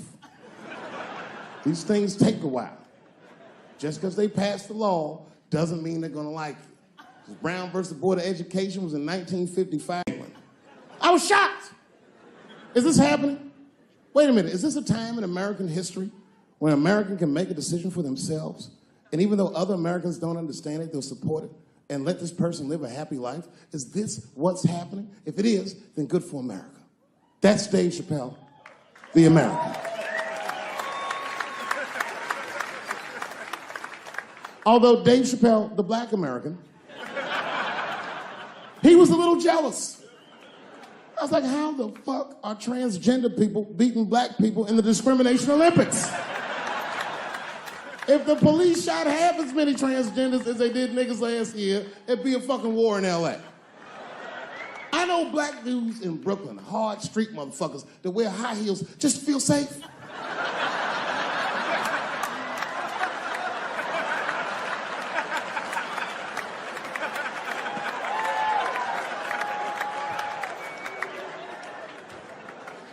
Transgenders are gangsters. I used to do business with a transgender in Hollywood. Man, everybody would be scared of her in the boardroom. She'd walk in there, newly minted woman, high heels, purse. Shit.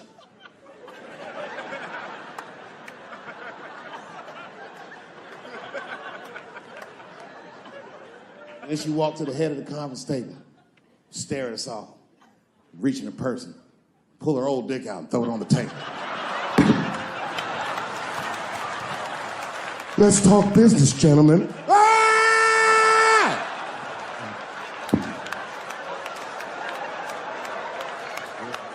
Shit is scary as fuck. If your best friend pitched that to you, you'd be horrified. Yo, nigga, let's go to the hospital and cut our dicks off and make pussies out of them shits. What? Can't we just get matching jackets or tattoos or something? Sure, that's what you want to do? There's only one way to find out, nigga. Wu-Tang, bow, bow.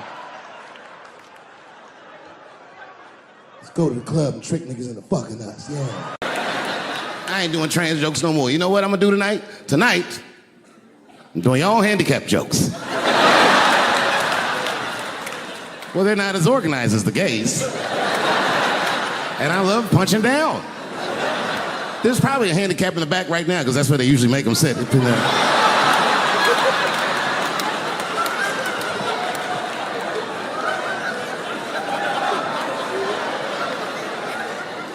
I came here to laugh at transgender people. I didn't know this nigga was gonna make jokes about us. Come on, y'all, let's get the fuck up out of here.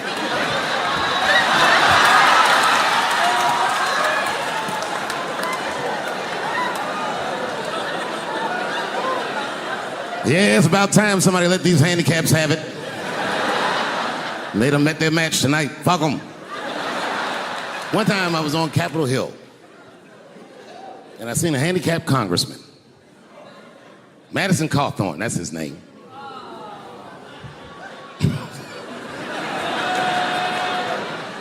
He's a Republican from North Carolina, and he was shocked, because I saw him, and I go, hello, Congressman. He didn't even know I knew who he was. He turned around. Then I just walked away. I wanted him to see me do something he couldn't do. I skipped. That nigga was mad.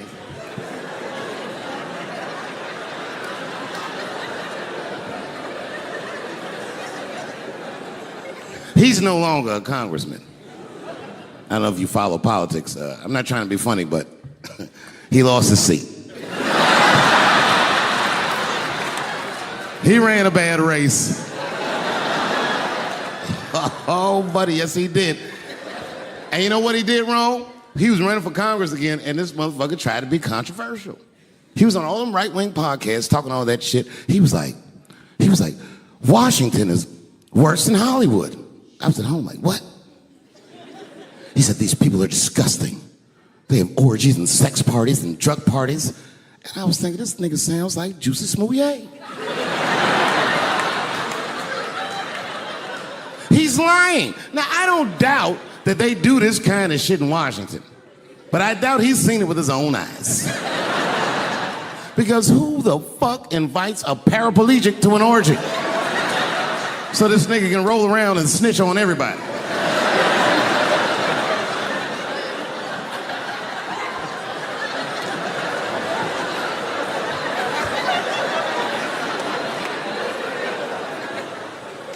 I said, there's only one reason you're gonna invite him to an orgy. And you know what that is. Have at it, guys. I can't feel anything. Let's get this bill passed for America. One at a time, folks.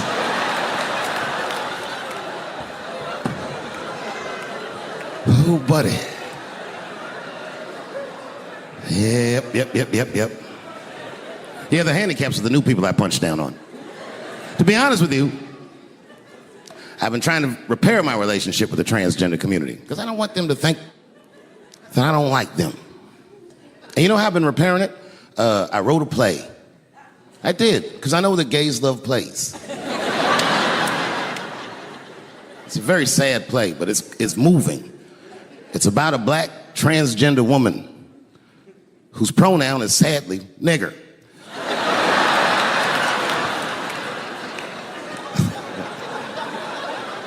It's a tearjerker. At the end of the play, she dies of loneliness because white liberals don't know how to speak to her. Sad. Speaking of nigger, I've also been working on a book, and this is true. I'm rewriting the American classic, Huckleberry Finn, from Nigger Jim's perspective. It's called The Adventures of Nigger Jim.